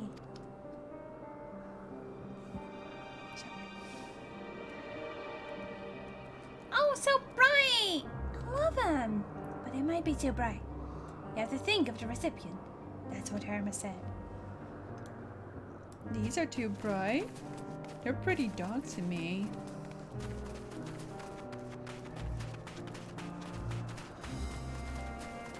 Spaghetti bolognese. I was thinking of making spaghetti the other day. I have to think of what I'm gonna make tomorrow. Maybe I'll look up a fancy spaghetti thing. Maybe just more fancy than just your classic pasta. Which is then again not too bad, of course. Cute!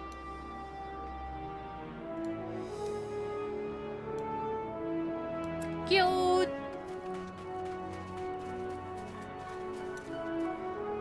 The tree? Ooh, pretty. That's all. Just let a tree rise before you. You can crane your neck to look for flowers. No flowers. If there were apples, we could have covered them in syrup. Let's head outside next. Don't worry, we won't wander far.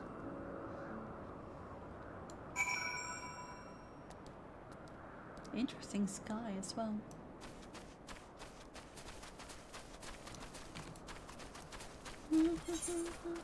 But a pasta bolognese doesn't have to be that difficult, right?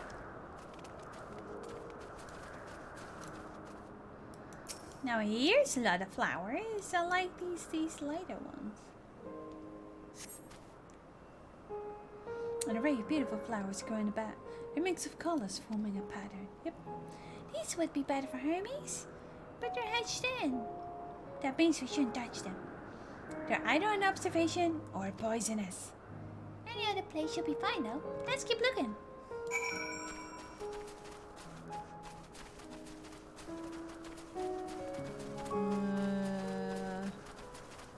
Not hedged in flowers.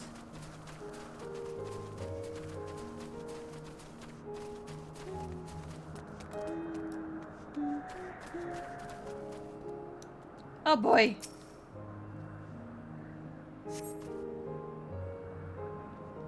So not at all, thin stalk. The oddly shaped flower is mesmerizing in its undulations. Yeah, this one ain't bright at all. Oh, a caught iron! A flower that can move. When Hermes wasn't looking, and shot seeds it in. Not a good gift, maybe. But you're good, Ariazane, at spotting flowers. We'll find something soon. Oh, you're cute. Too cute.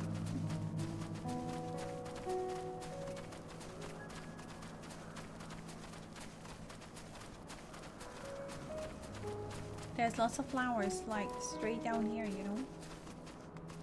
We can play hide and seek in these things.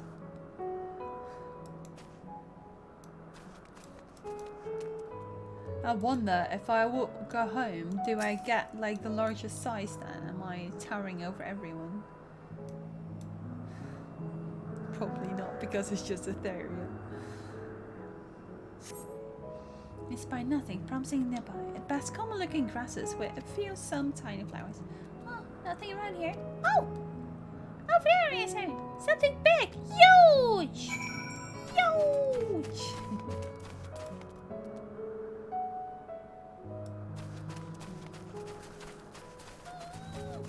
It's gonna attack us, isn't it? It's gonna attack us!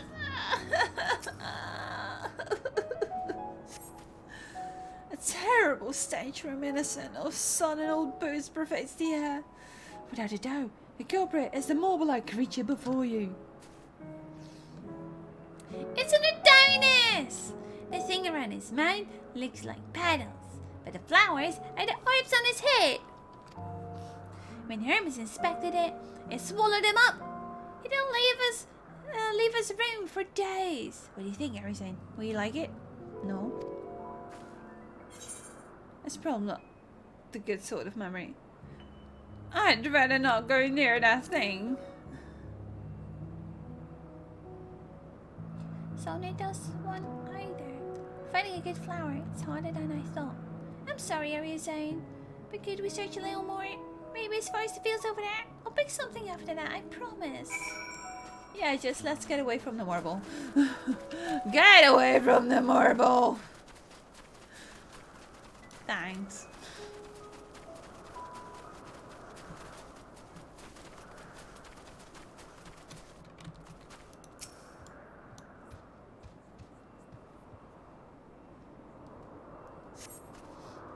Much screen for you to search out before you, ending where the skies begin. Oh, there's nothing.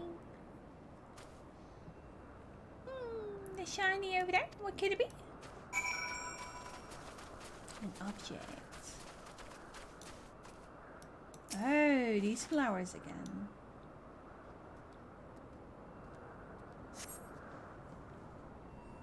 Elpis.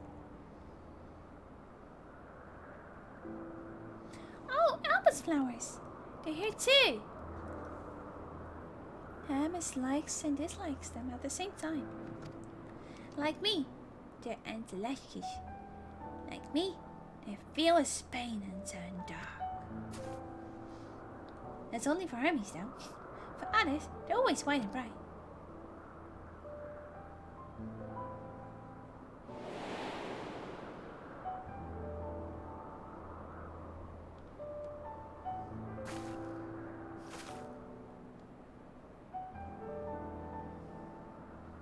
Truly, the flower was dark in your home? Then, do you have it too? A dark emotion? I've known the pain and sorrow of loss.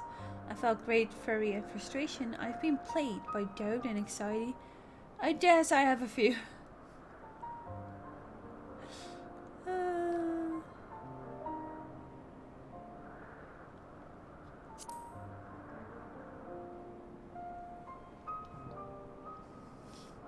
I see. Hermes has known the same. The feeling that a part of you is gone, again and again, but no one notices.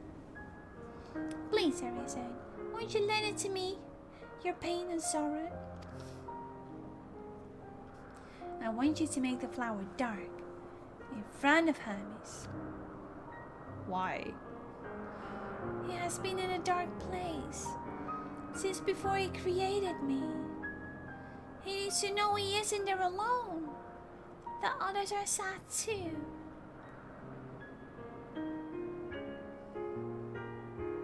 Truly? You'll do it?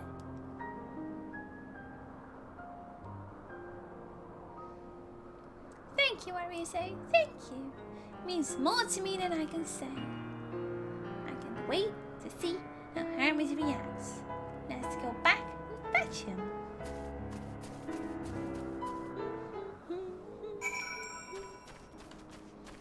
This is strange. So you're gonna walk him all the way over here just to tell him, hi there. I can make a flower dark and moody. And they're not white for everyone, I guess.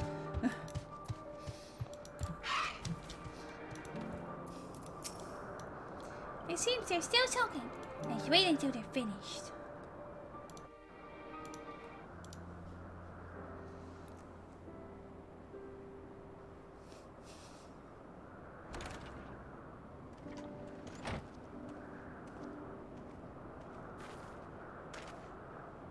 Hermes!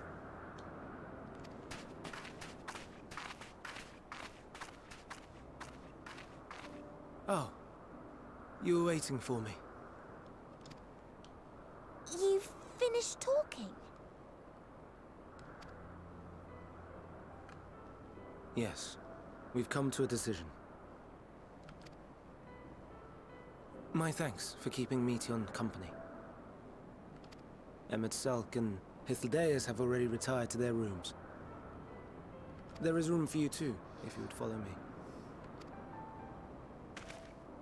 Wait! I want to show you something first.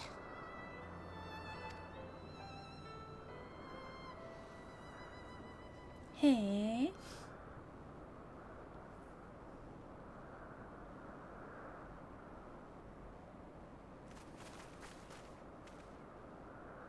Elpis flowers?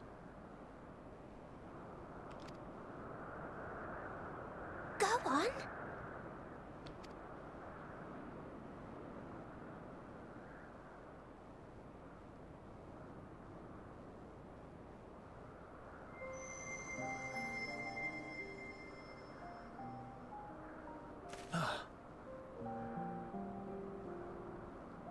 You're not the only one, Hermes.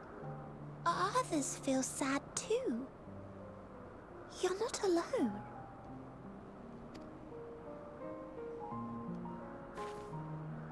I see Meteon has shared much with you.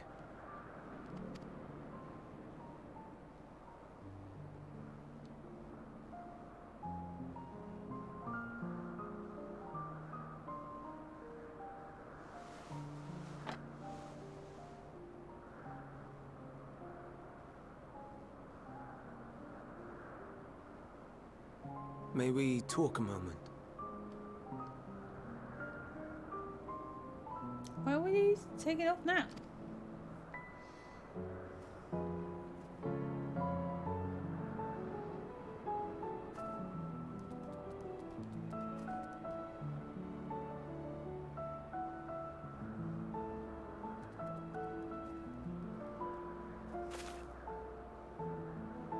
I do not think it wrong that we live for the star, that we strive to make it a better place.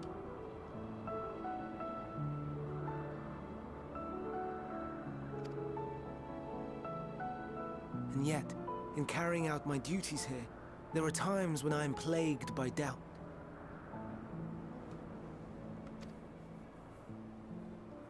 Do you recall what Hythlodaeus said when we first spoke of my nomination? Death is the privilege of those who have fulfilled their purpose, a choice they embrace of their own free will, and when they depart, it is always beautiful. Perhaps it is, but only for man. Creations that he deems useless are discarded with nary a second thought. Some scarcely born into the world, afforded a handful of breaths before life and potential are abruptly extinguished. We make an effort to spare them the pain. They sense what awaits. Rage and anguish and cower and fear. And it is not beautiful. Yet no one cares. No one. So fixated are we upon the duty that we do not pause to question the method. Pain and suffering. Confusion and despair writ plain in the eyes of those poor creatures.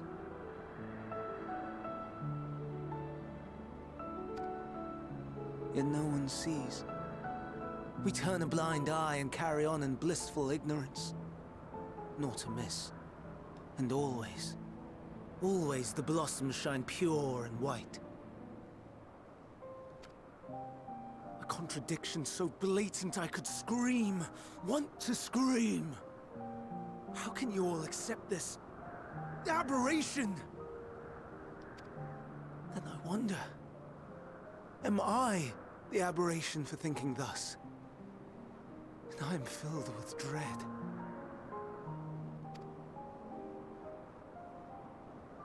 But now I know I'm not alone.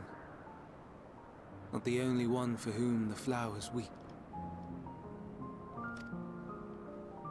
I won't ask what you thought as you kneeled beside the Alpes, or if you only did it at Meteon's insistence.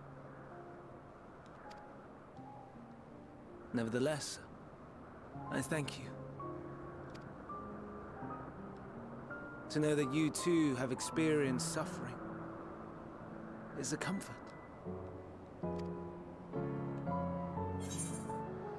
I could be of service. Let's have no more brooding here. I could tell you all about suffering. Maybe that's not the best thing.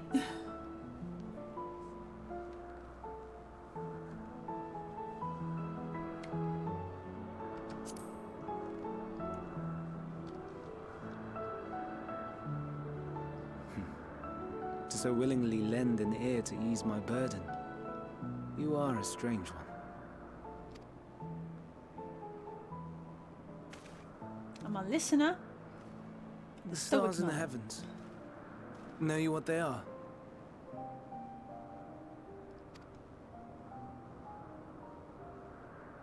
Though it is too far to tell, each glittering light could be a world not unlike Aetheris.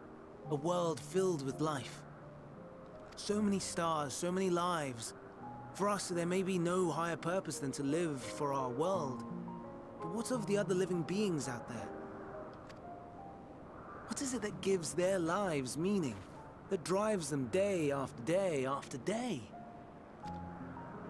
To pose that question to our undiscovered cousins, I created beings of dynamis, who can traverse the vast emptiness between the stars. Meteon and her sisters.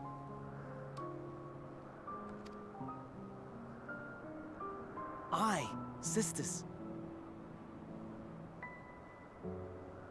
She has a great many of them, and they have already departed on their journey, traveling to one star and then the next in search of life.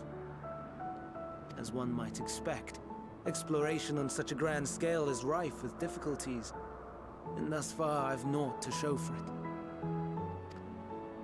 But I have faith that we will make some manner of discovery ere long.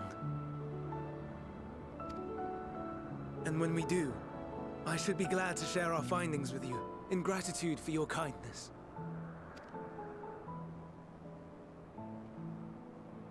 It's getting rather late. We had best find our beds. It would not do for both of us to be sleep-deprived on the morrow. Come, Meteon. Let us head back. All right.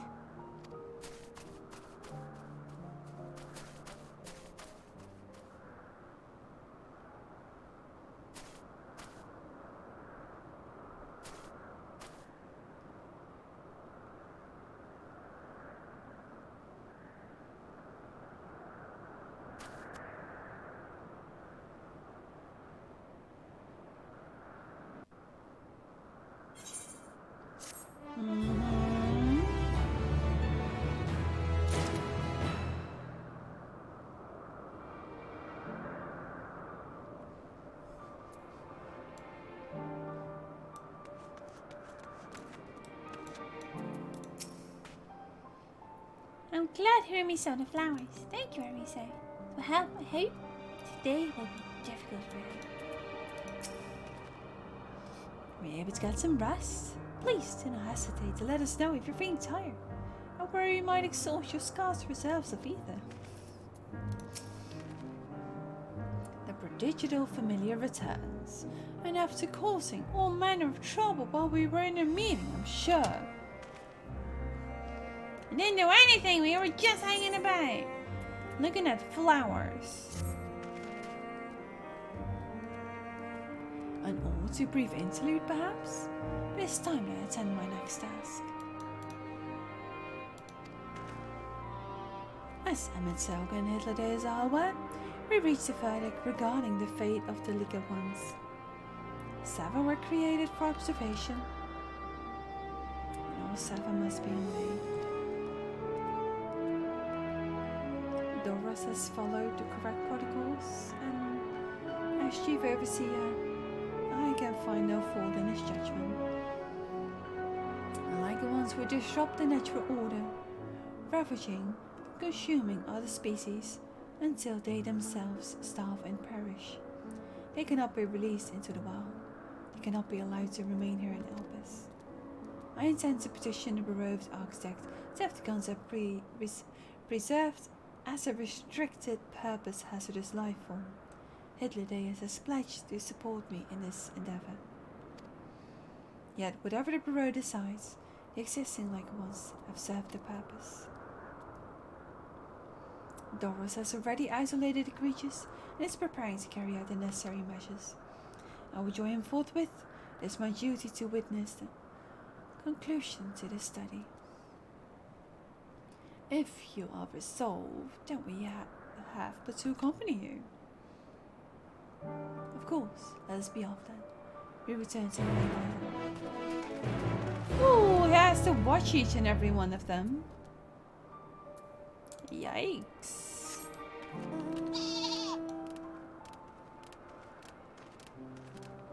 Oh, we have also unlocked quest over here. It's nice because then they're like split apart in 2 fair places. Oh, that ether is actually quite pretty. This one's gonna see me and attack me. They're like,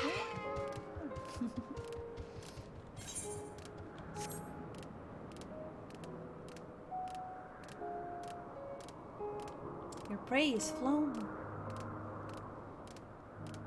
Daytime. Wait, is it daytime? No, it's nighttime. Never mind.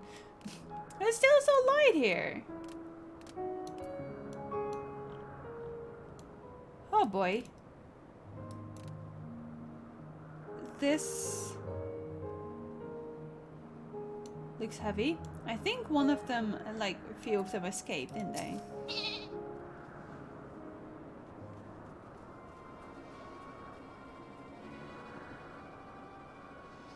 Doros, are you hurt? What happened here? They called me off guard. I had them bound with ethereal shackles, but they became frenzied, even more so than usual, and broke free.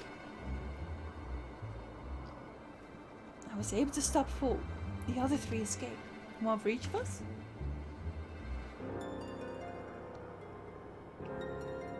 I see them. So you have taken to the air above the 12 wonders.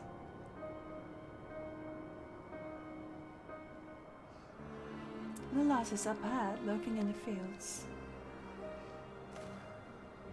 You and Ariozone handled that one. The pair in the sky, you can leave to me. If this is how it must end, then so be it. I will render assistance to Emmett Selk. I need it though it is.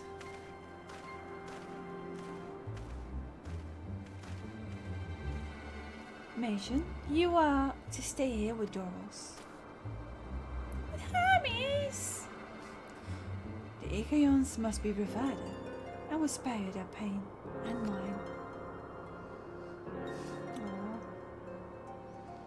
This is my burden, not yours. But if you're intent on helping, then please follow my lead.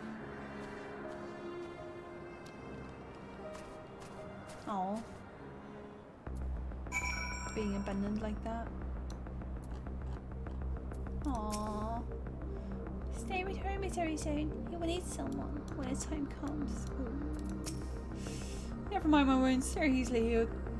It's like the ones who concern me. Nyam, nyam, nyam. Yum, yum, yum, yum, yum.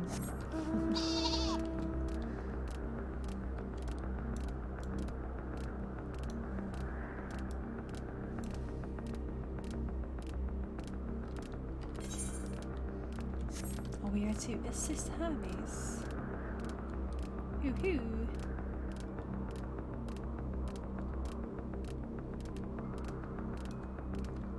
Is she a flying one? I didn't learn to fly!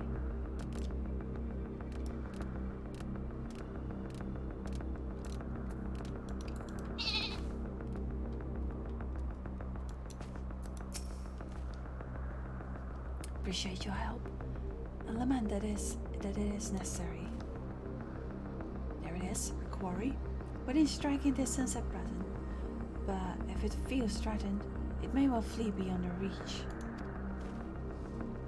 Here is my plan. You will approach slowly, in full view, and draw the Lycan's attention. Now I warn you, his abilities are as fiery as his temperament. Once it spots you, it will unleash orbs of flame. But fear not, by my measure, you are more than equal to the task, withstanding the onslaught for a brief few moments, and that will give me time to catch it unawares. Ready? Now let us begin. Yeah, I thought that might be the case.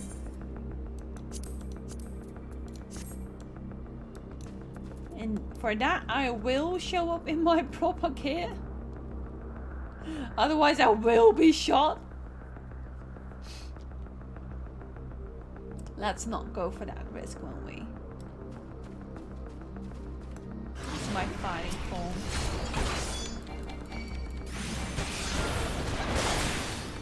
Ooh, this is a different kind of incident.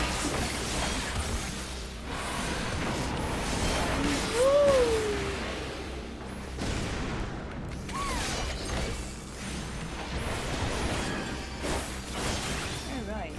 Skill improved.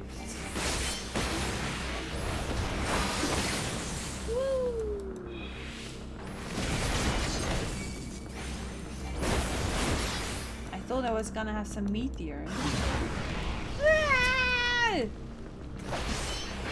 Don't worry. There's more.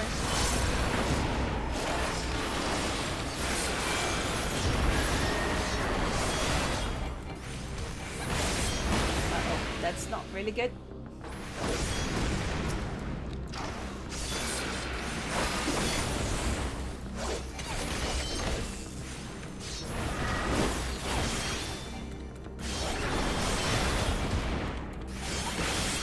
Nope. Luckily there's no more than that. It's like, oh no. No, no, no, no, no, no, no, no. Good. Good then. Anyway, I'm still gonna attack me yet again, and here I am just standing with all my fancy stuff.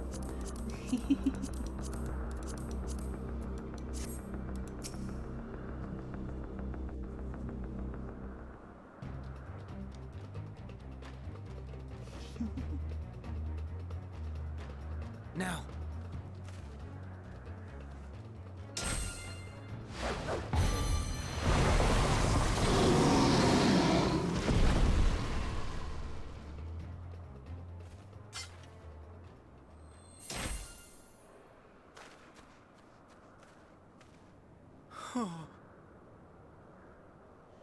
Forgive me. Please, forgive me. May you and your kin find peace. Wherever your souls may drift in the underworld, may you find tranquil seas.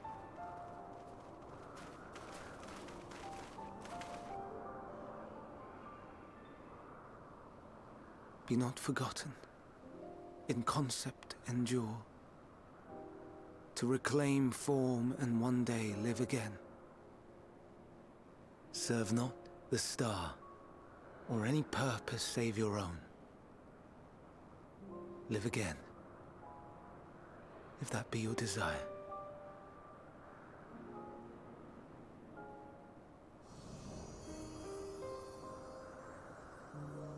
Hate if that be your want.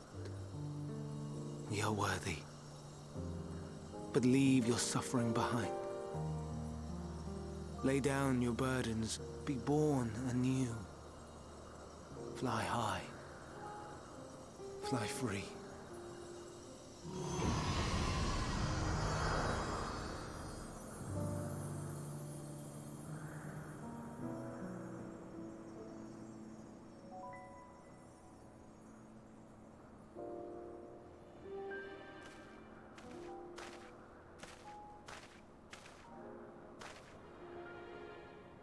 Join the convocation, Hermes.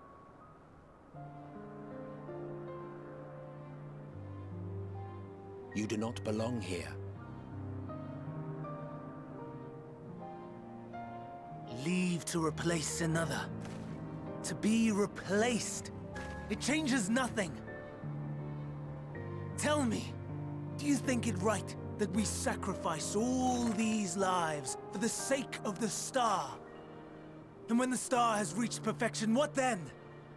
If all who are satisfied choose to die, shall we all die in satisfaction?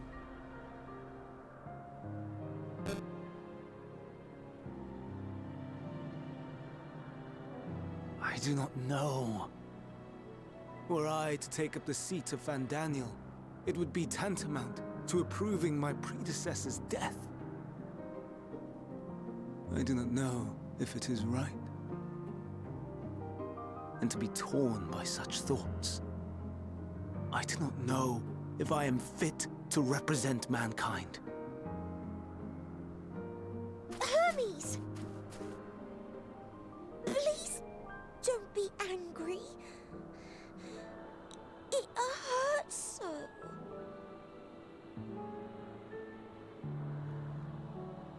Forgive me. If you would still consider me in spite of everything, I beg some time to gather my thoughts. Meanwhile, Hythlodaeus, I fear I must trouble you to attend to the others. 'Tis no trouble at all. Take as long as you require.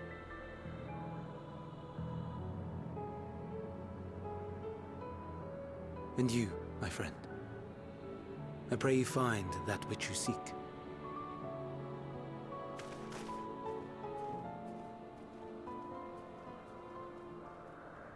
I expect we have some few matters to discuss. Shall we return to the 12 Wonders for a time? Aye.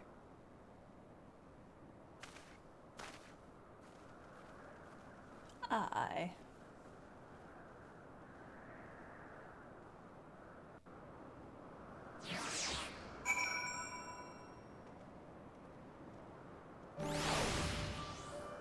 Hoo-woo.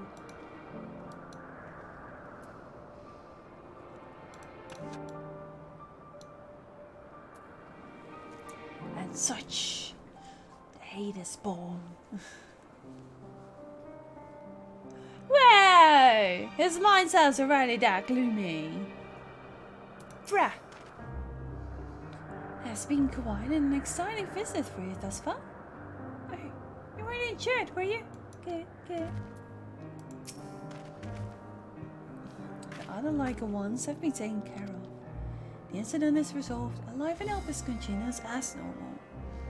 Or as the case may be. Rationally speaking, I understand Hermes' argument. No matter how well deserved the rest, there is a pang of sadness when a colleague leaves us. Yet never has a departure caused me such grief as Hermes appears to feel. What must it be like to experience such torment?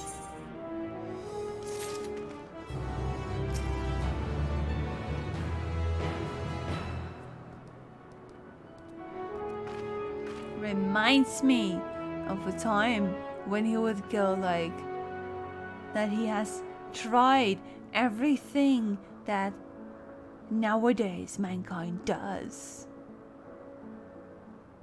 Experience tragedies and such. And here he's like What even is it? Oh, take care, Fogo-chan. Thank you for lurking.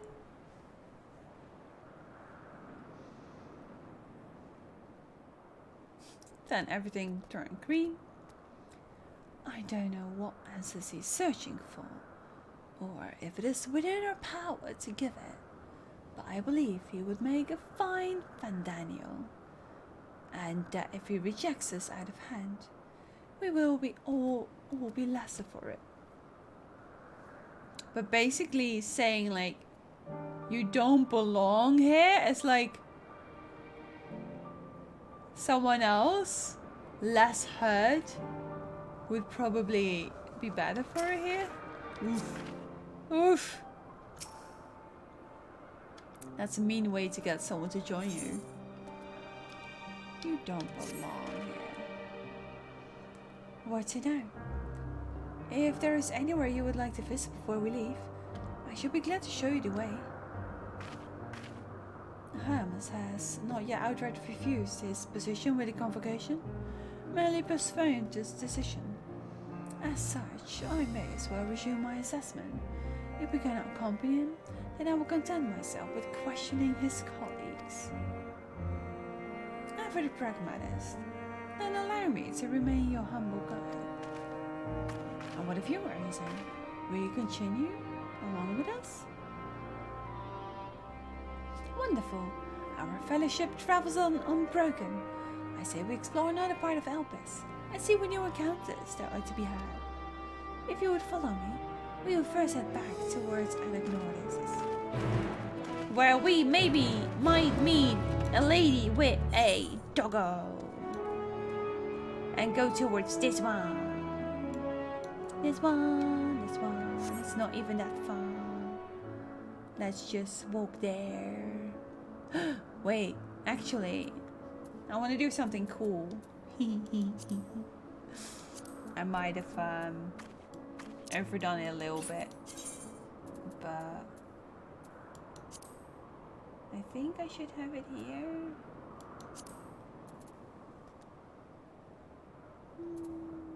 No, not Ixion. I forgot I had Ixion. There we go! Anyone alright? La la la la la la la la la.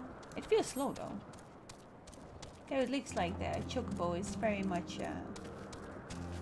trying its very hardest. Maybe it's just not used to it yet.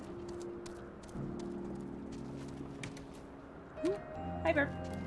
You want to ride? Jump on. Just don't break the balloons, please.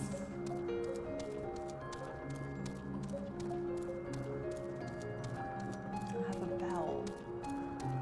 Alright then. Ooh, wrong button.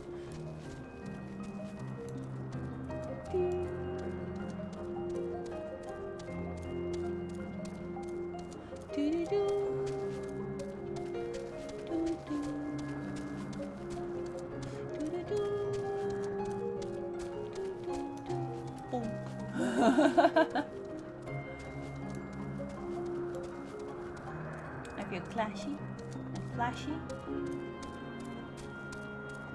Ooh, hi guys. You want to ride? Then we part ways with Hermes not far from here. Given the size of Elpis, I expect our paths will cross again before long. Only the side of you, Emma. From here, we follow the path northward to Northaneus. There we will find one of the nodes which facilitate travel between the islands of Elpis. First-time travelers must be accompanied by someone with requisite permission, which I have previously been granted. We only need use the device together once, and henceforth you will have leave to use it freely. Shall we? Hitlerdeus, you are a treasure.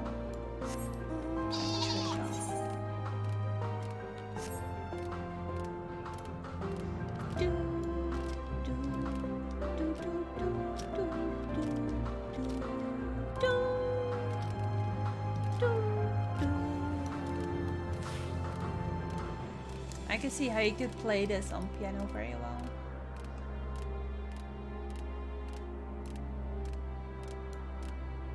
Woo! The place where you're not allowed to go. I see. Woohoo. Unless the need is pressing, I won't be tracking Hermes with my ethereal sight. It's well managed to spy on someone's comings and goings in such fashion, so don't ask. Social conventions, notwithstanding, perceiving either requires deliberate and intense concentration, and we otherwise keep our eyes on the corporeal world. Learning a lot from this guy, though. Here we are, no delays. This nose will take us to Calimelios Cefidos, the western island. This nose, yes, okay. That's it, right there, looming large over us. Step this way. We can soon admire the view from above. Thanks.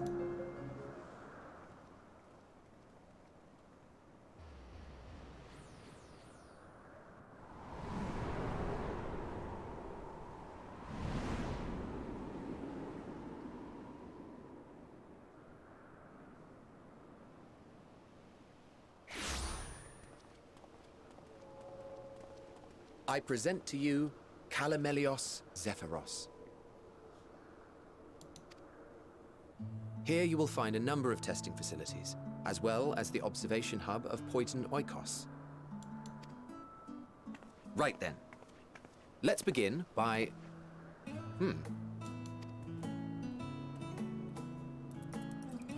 Well, well. An Arrayus. How delightful.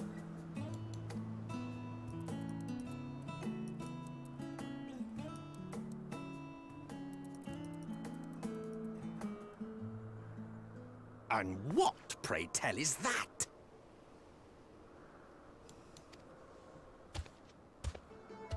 Ah, that's a new species of shark. We approved the concept but a few days ago.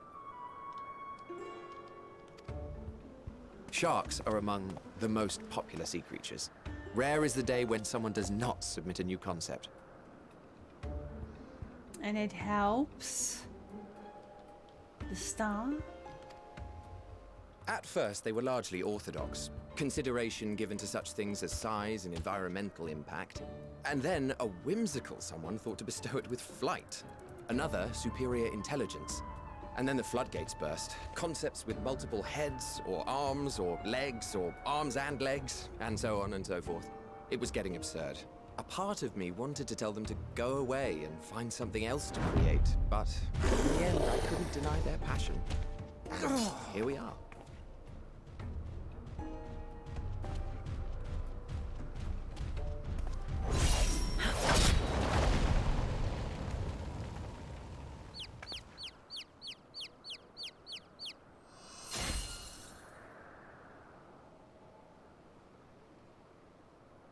That was too close. Are you unharmed?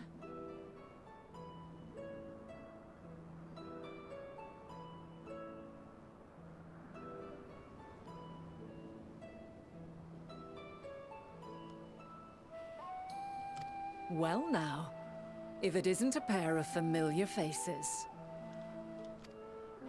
Banar, that we should meet you here.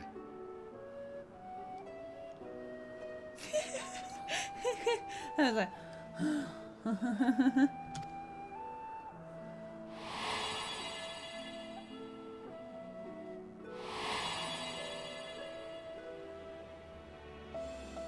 As I mentioned earlier, the better part of the convocation holds that when we retire is when we return to the star.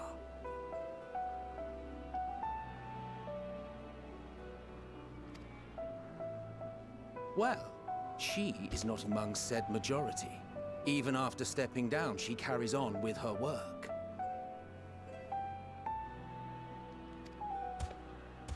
Vanar is her name, and she is the previous Azem.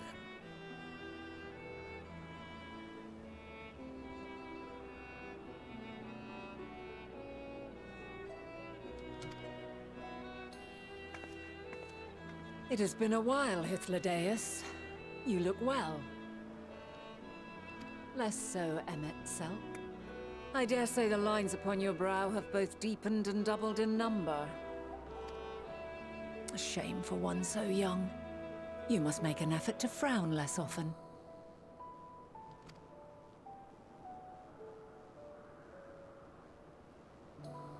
Easier said than done, thanks to your unruly successor.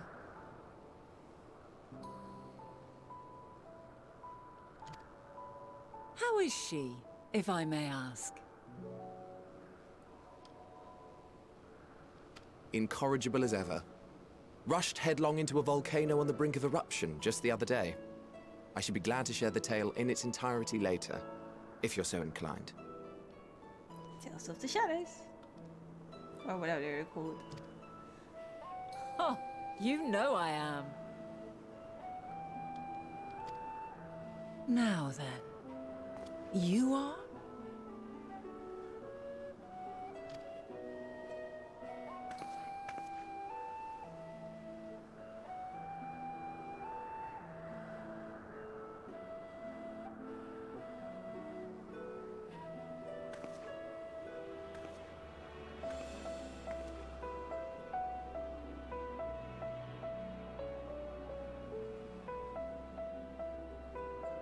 I say, have you perchance come from the future? Excuse me, ma'am?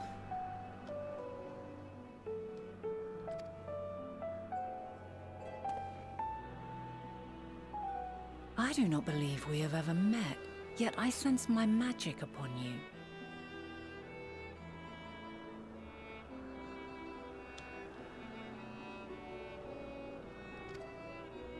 Therefore, if I wove the enchantment, I could only have done so at a later point in time.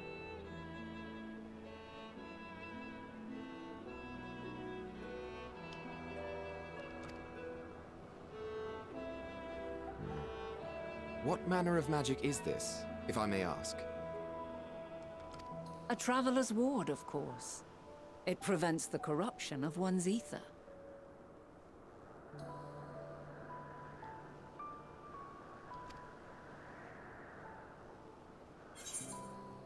It sounds rather like the Blessing of Light.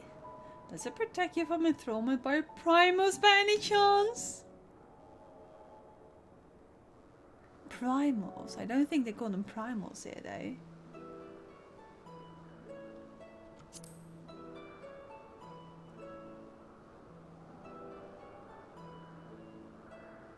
Primals, you say? But I'm not familiar with such beings. But if they enthrall by warping the balance of ether, then yes, the magic would afford you a measure of protection. I gather from your question that you are not ignorant to its presence. Hold on. From the future? That's absurd.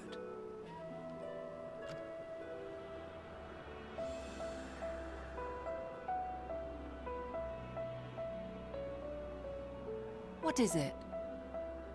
Are you unable to speak of the matter?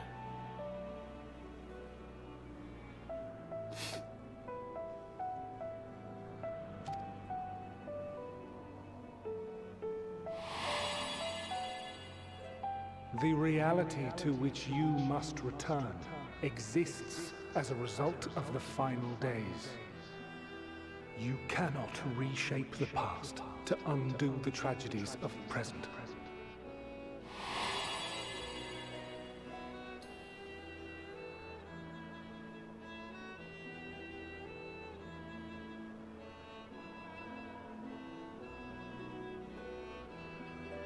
So, your actions here will not change your history, but they may yet affect the course of ours.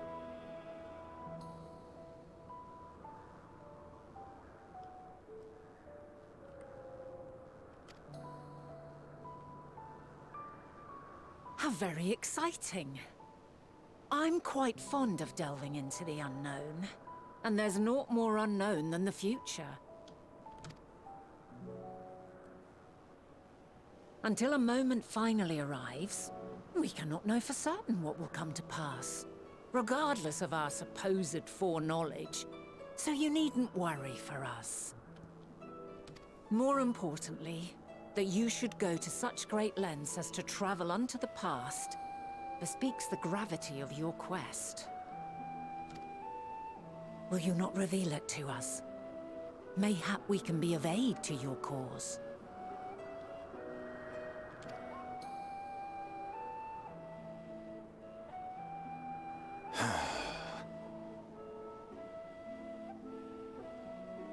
If this is true, then you've been keeping quite the secret to yourself. As a representative of the Convocation, I will hear it all. Your identity, purpose, everything.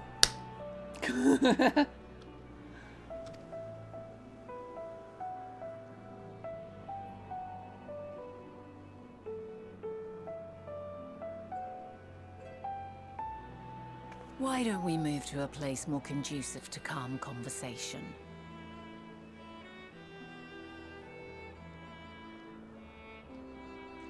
He's getting very intrigued. I've been working here for some days now at an old friend's behest. If it is agreeable, we may make use of my accommodation at Poiton Oikos.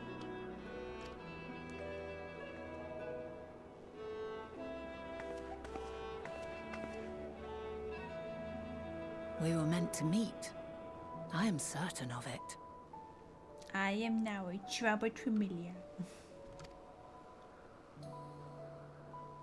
Else I wouldn't have marked you so clearly, and sent you unto myself in the past. It's precisely the sort of mischief I would get up to. And quite inspired, if I do say so myself.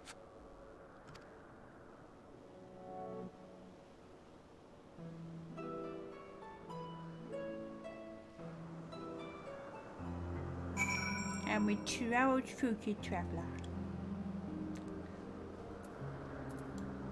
No, I'm now afraid to speak to Emmett. He's getting too curious. For now, on the high horse, being impressed by some. Sounds pretty cool. Future. Our future. I am deadly curious to hear more. It's still the familiar doing this. And there I thought you were a harmless stray familiar. As far as I'm concerned, this nebulous talk of the future, this unchanging history, that can wait. First, I mean to find out exactly who you are, what you hope to achieve here. My ignorance has reached its limits.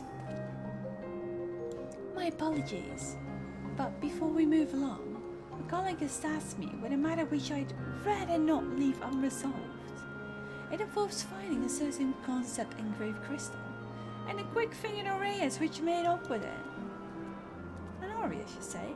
I think we might have seen the culprit before being distracted by the business with the shop. Would you like us to follow its ethereal trail? That would, of course, lead us only to the Aureus. There's no guarantee that it hasn't dropped or stashed away the crystal you seek. Please, even that much would be enormously helpful. While you are hunting down the thief, I can follow behind and scour the forest floor just in case. Could I ask you to join the search? I would appreciate another pair of eyes to cover the land to the west here.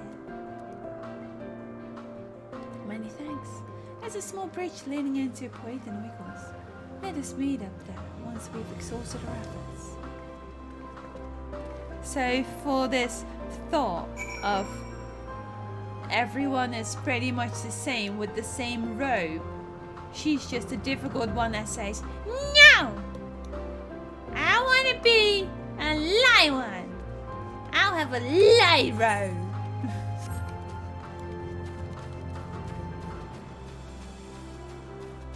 That's a big beastie. And it's just another beastie. But it's another big beastie. Ooh. Why does this look dangerous? I hope it's not dangerous. I'm only wearing this fancy robe. I'm pretty much feeling like Azam just fits me perfectly.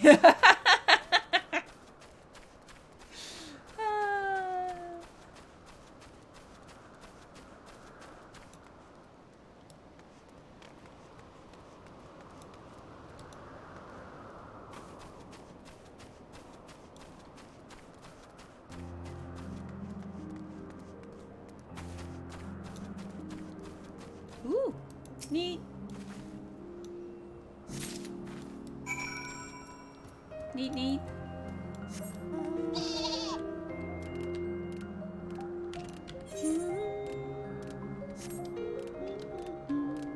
I feel like I still have to be up here. Or not. No, it's actually just a hill. Okay. Whoa, the music is so chill. It's insane.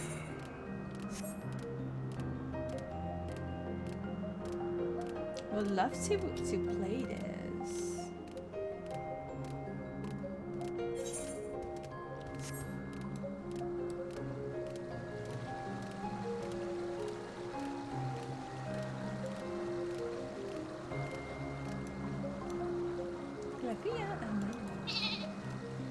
I tried. I failed. Wait, what? Try to play it. I'm confused.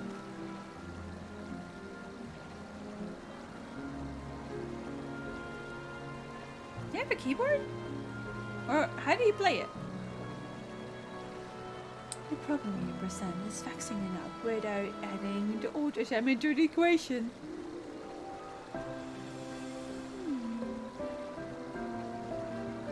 Fair.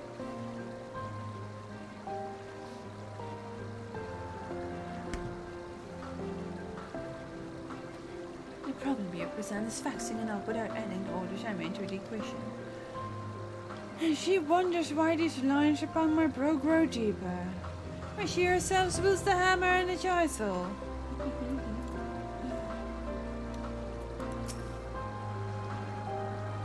The exams, both mentor and student, are a force to be reckoned with. I find them a delight, personally. They have a habit of making MSL look as if he bit down on a sour grape.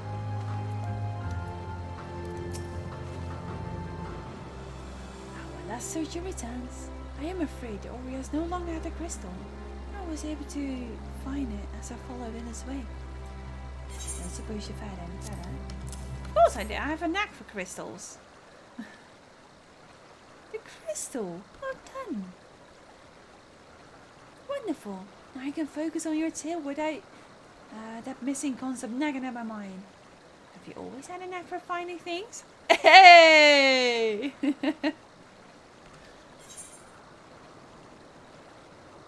Traveling and searching go hand in hand.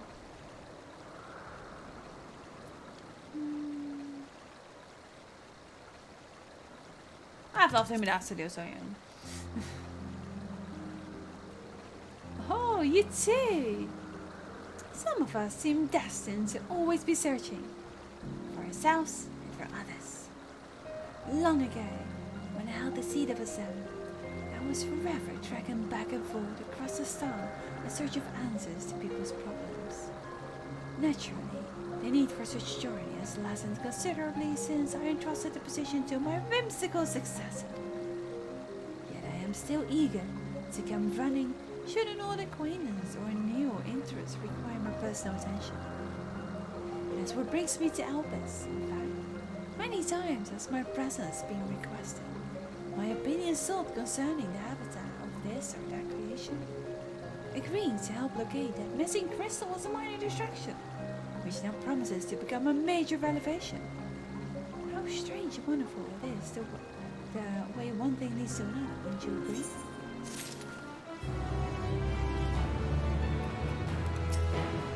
I can appreciate it.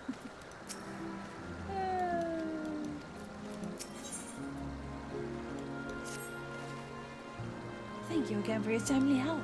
Now then, it's time I return to stolen property. If you would go on ahead to my accommodation, I will join you as soon as I have attended to that task. Follow the path straight ahead to the building at the top of the slope. I have the entire place to myself, so you can speak without fear of being disturbed or overheard.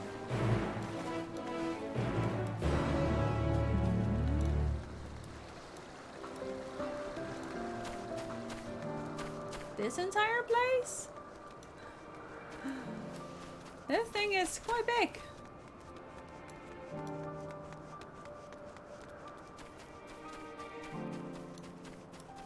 And there's more peoples and such here. Nice crystal.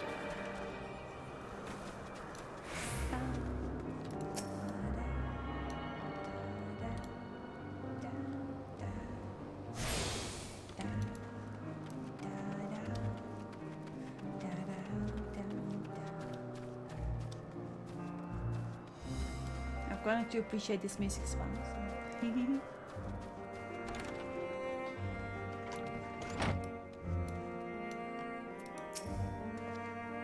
You ain't been nervous around for now. Those white robes mark as one of fair and impartial reasoning. Aside from the emissary, Elizabeth, such garb is worn only by those who have stepped down from public office to serve as advisors. Whatever you have to say, she will listen without judgment. Elizabeth stepped down. He was talking about the end of his duty.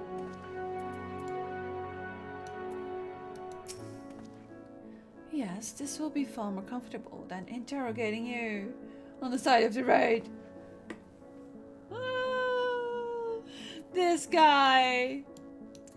He's on my toes now. Can I now, like, demand things of him?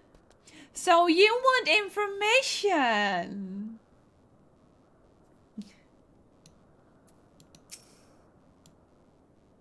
I love how her head is just slightly tilted. Welcome to my temporary abode. Please make yourself at home while I put on some tea. Yes! Tea!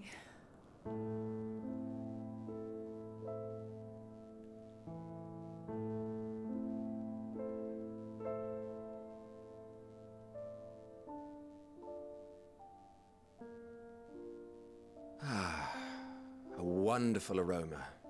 I feel more relaxed already.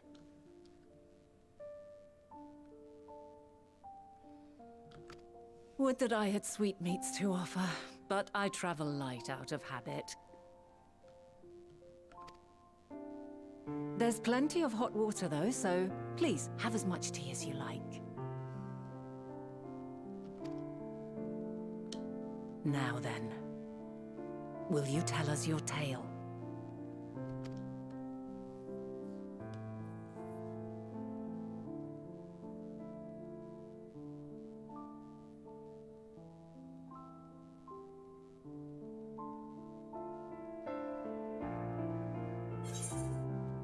Calamity called the final days as before.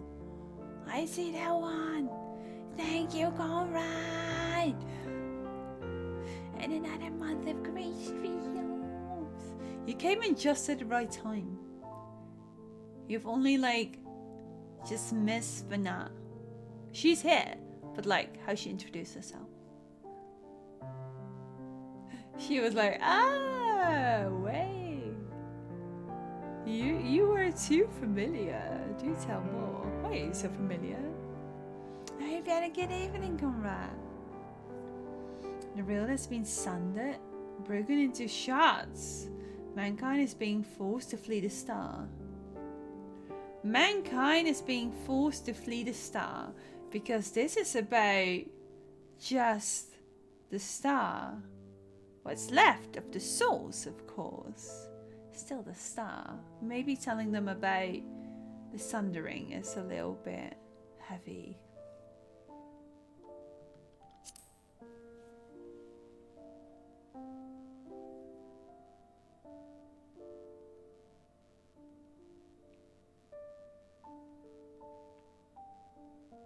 Why don't you start from the beginning?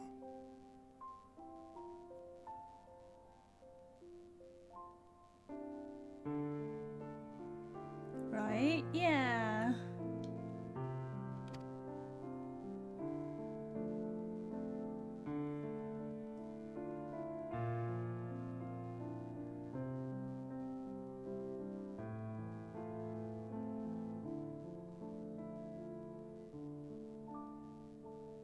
Dead serious.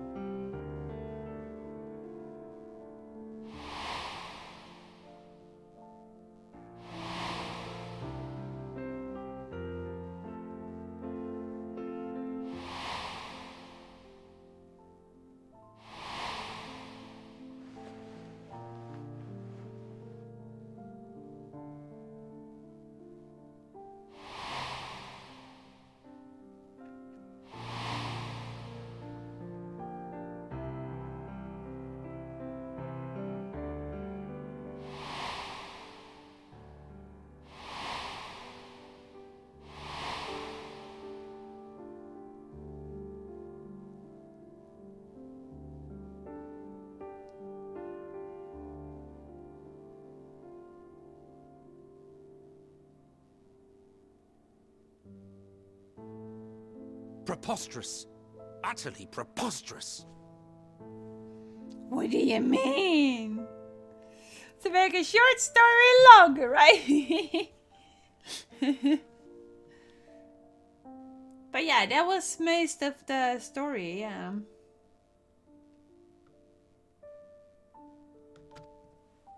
While not the words I would have chosen, I too have my doubts. Much of it borders on the incredulous. What of you, Vanar?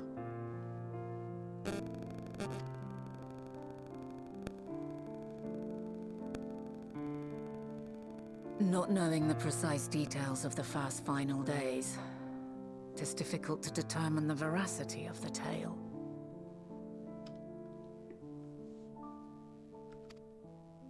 Supposing it is all true, I must ask myself why I would do what I did.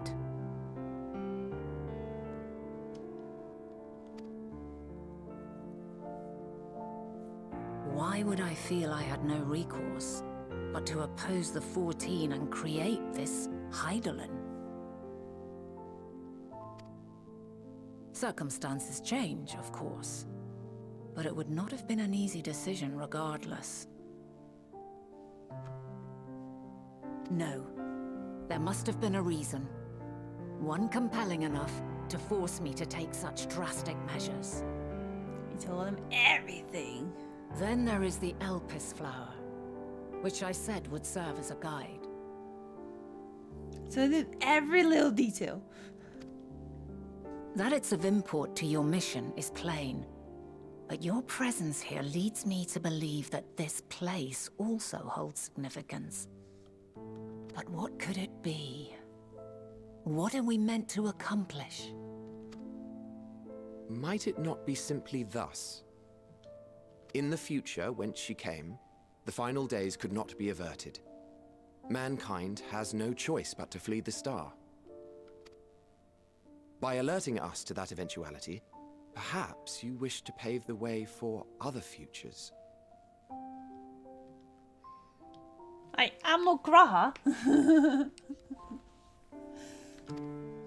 Theoretically speaking, it is a possibility.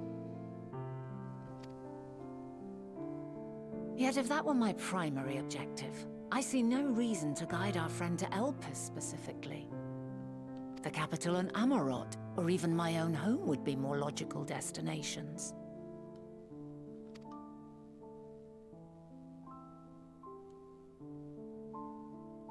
True, true. I note also that Hydaelyn did not specify a point in time to which she must return. By this, it may be inferred that it was not critical that we should meet.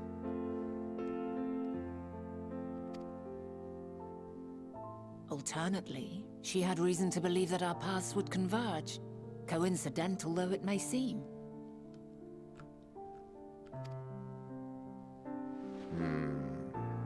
This is quite a puzzle, and we do not have all the pieces. Hardly any, but we do have one immutable fact. If the final days are indeed as described, they will bring death to all that I hold dear. Yet despite being afforded long years of preparation, the only provisions I could make were for flight. Nay, my first and foremost endeavor would be to find a way to forestall the coming doom.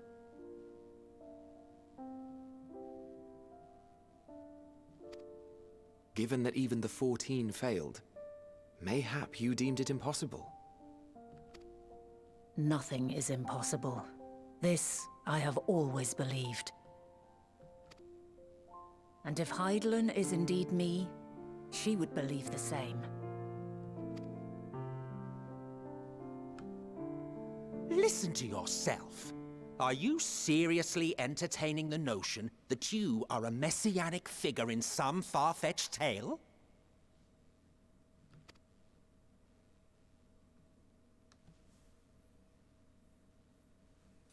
Well, I will not.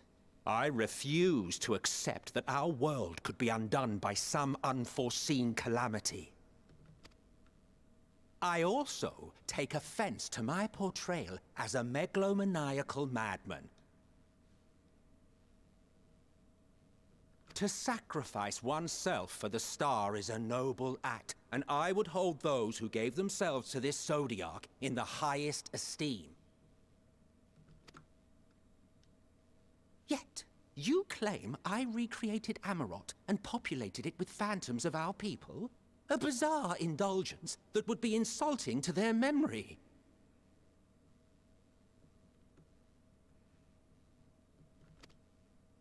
Worse still, I even invited you there. Literally invited my own downfall. Why would I do something so idiotic and inexplicable?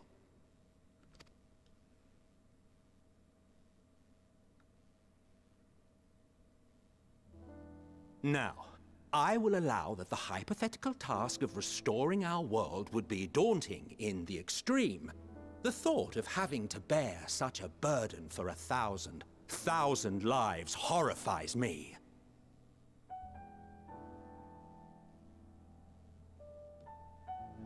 But what's a life to you? It's finite, right? But I would never forsake my duty. I would never forsake my brethren.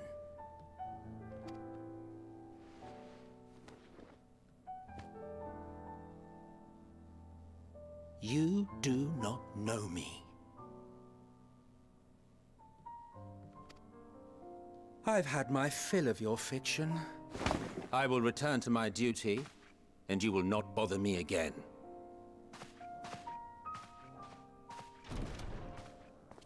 Selk, wait!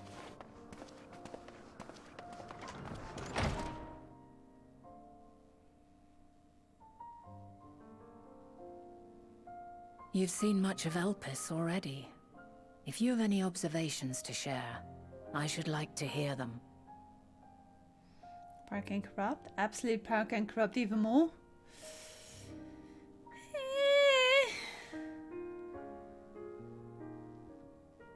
It's hard to make true.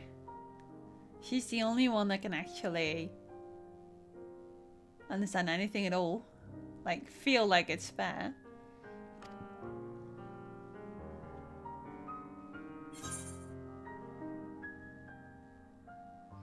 Dynamis? Hermes and Mercian are somehow involved. I'm still trying to make sense of it all. Dynamis? I still think Dynamis though.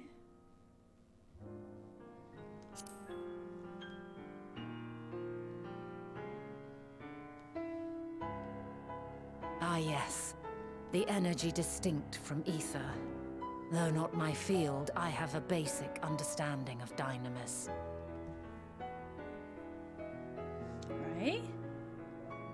And you say Hermes researched the phenomenon in the course of creating Meteon? Yes, I believe this warrants further investigation.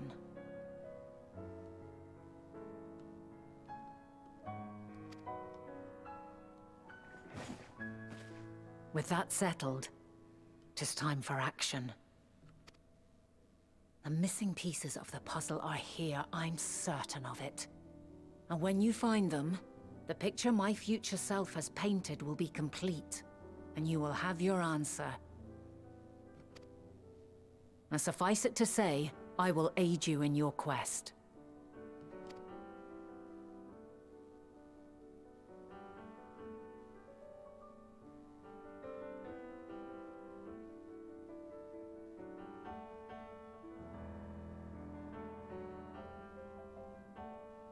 Have faith.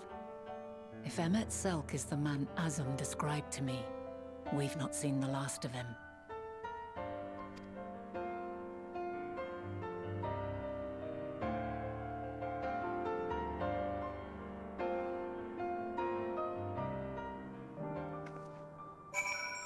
You get a bear, yeah? No, it's more like he's leaving tea to get cold.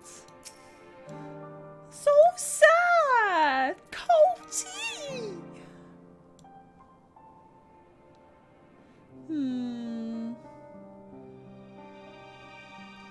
This is fascinating. Yeah. I think we'll not be getting onto the duty, but maybe tomorrow. Yeah, probably tomorrow. So you're a beginner of investigations then? I'm acquainted with Hermes, of course, but only as a visitor received by Chief Overseer Velpus. Of the man himself, I know only that which is common knowledge. Thus I suggest we fall back on the tried and true method of conversing with the locals. The observers who live here can surely tell us more of Hermes and Meteor, and I have a good idea of where we might begin.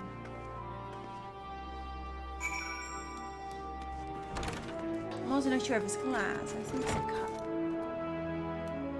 There's so many menders and junkmongers. Also, I can absolutely feel that the amount of story is very pressing on my brain.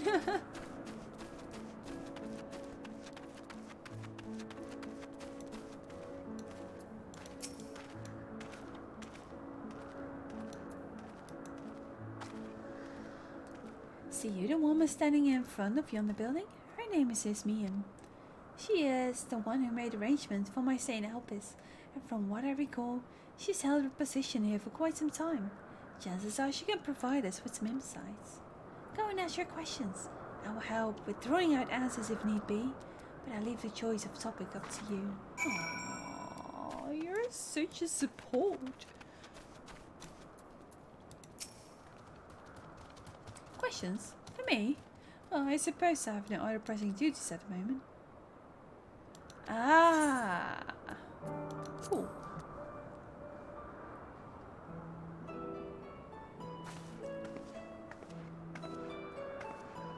Greetings, Ismene.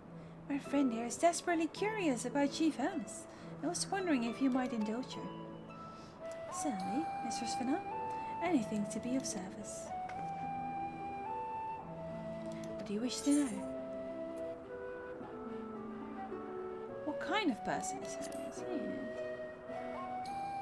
Well, I can only answer from my own experience, but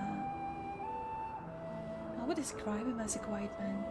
Reserved, you might say, and occasional somewhat poor with his choice of words. His reticent nature, however, does not prevent him from carrying out his duties as Chief Overseer. The man is a walking archive when it comes to life forms. He can discuss any species in incredible detail, and is the leading authority on concepts with the power of flight. I hope that answers your question. Was there anything else? Do you know of Meteon's abilities? How long has Meteon been?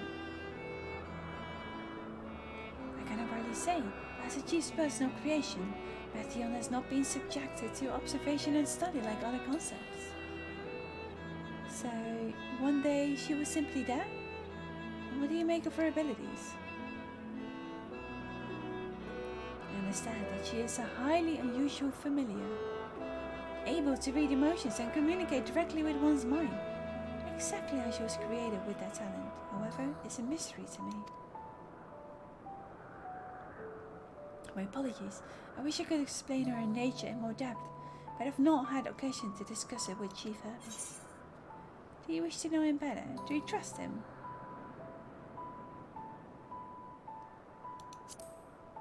Which is a stupid question. I beg your pardon. I've known Chief Hermes for many years.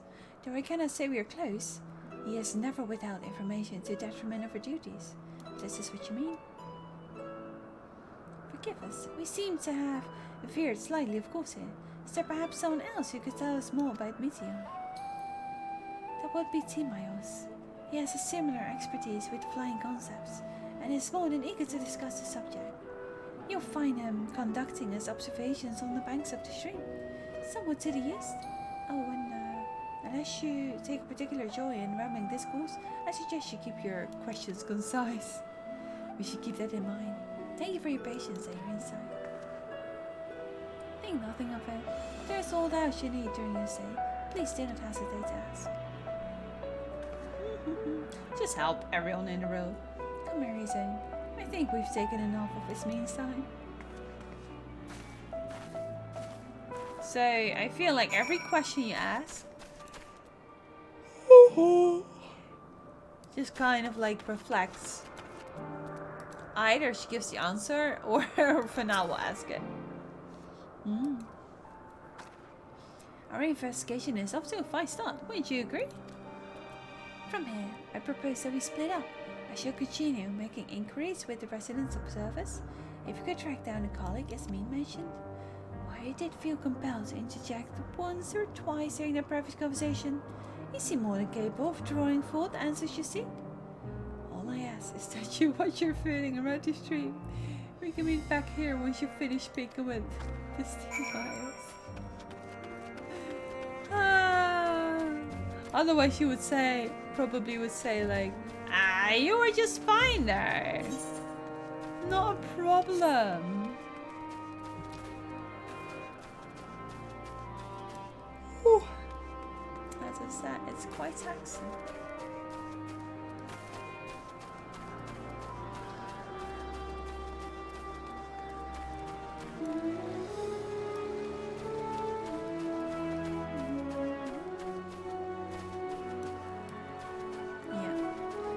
That might be the case.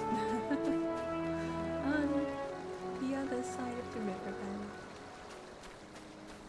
Once across the riverbed, just beyond the riverbed.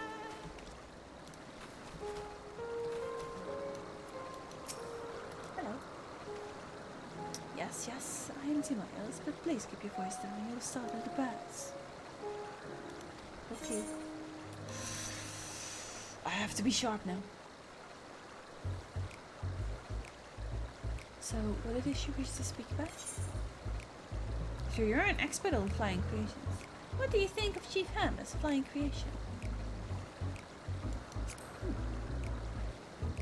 A fellow enthusiast, are you? Well, settle in, and we can discuss the finer points of this fascinating craft.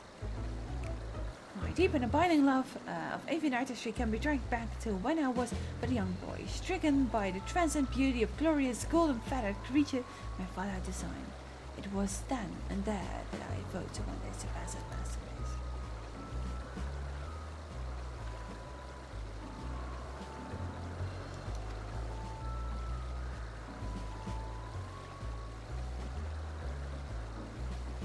And thus did I secure an observer's role here in Albus. And at last realized my childhood ambition. Here, the dreams I once dreamed are an everyday reality, in which I find fulfillment through the research and creation of new flying life forms. And a brief recounting of events, as was doubtless to your disappointment. Is there any specific part you would like to expound upon? Huh? You have for my opinion of Chief Ham's creations? Then why didn't you say so? Because I wanted to win your trust first! Those beings which soar through the clouds, majestic and graceful, are ever favorite of creators, even though, with so many varieties in existence, the flood of newly imagined concepts continues unabated. What sets the Chiefs creators apart, however, is how they benefit from this boundless knowledge of the celestial realm. Birds that climb so high that they disappear from view. Otherwise, others which traverse the boundless sky in moments, and all without riding the currents. I know of none save he who can conceive of such marvels. Even we who prize elegance of form above all else are dumbfounded by his genius. Why not mimic his process? Mason too is a marvel then. My opinion on that matter would be superficial at best. Despite my admiration for Mathian as a concept, I've never delved too deeply into the inner workings of her nature. I know that she has a gift for communicating via emotions, but otherwise her abilities are a mystery to me. If Chief Hermes should choose to submit Mathian's concept to the role of the architect, then will the design be registered for public scrutiny. Analyzing a colleague's creation before that step is frowned upon, to say the least. Of course, if you came to me, a fellow artisan, looking for advice, it would be entirely a different story. I can tell you more of Matthew's nature. Like, if you want to chat, you can have a very long chat with this guy.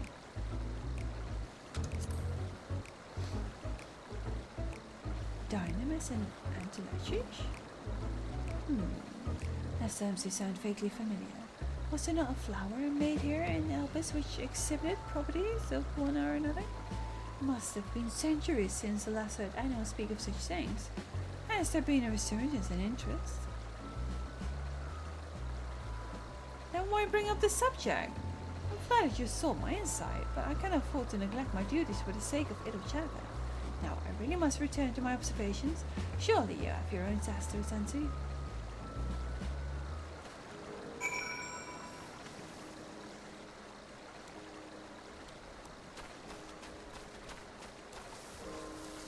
I guess if you would say, do you want to know more about Matthias and that it works like that? But then it's yet again, no, that felt wrong. But I guess you could get a little bit more of a satisfying answer.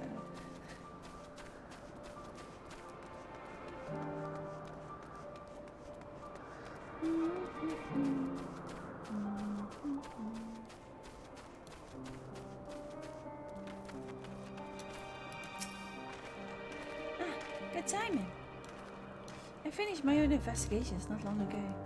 So have you any new findings to share? I see. Even an expert in the field had little understanding of Meteon's capabilities, let alone an awareness of Dynamis. My questions resulted in much the same answers, and his colleagues feel Meteon as his personal project and could provide no details beyond those which you just told me. Which leads me to believe the only person with any significant knowledge of Dynamis is Hermes himself. Yes, you've made some progress here, but more information is needed if we are to reach any definitive conclusions. Yeah.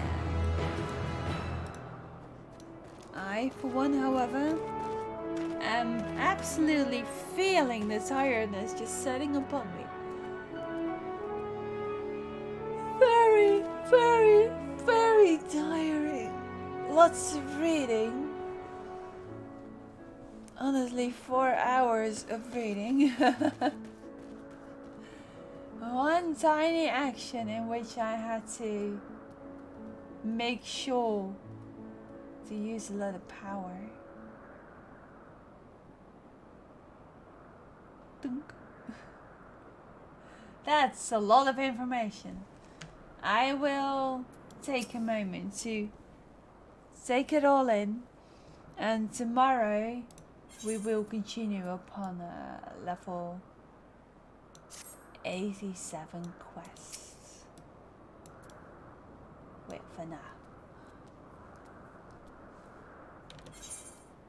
Oh wait, we can actually dye it, but that would be rude, right? Why would you dye it? Why would you do that? That you would stand out. It's not like I am one of the ones who left the convocation, you know? Whew!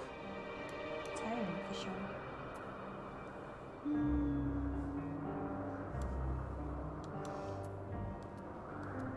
I think I will be returning to Britannia. For everything is okay in Britannia and it costs me nothing. Also the return is like Starium. It costs me a very tiny thing, which I have way too many things.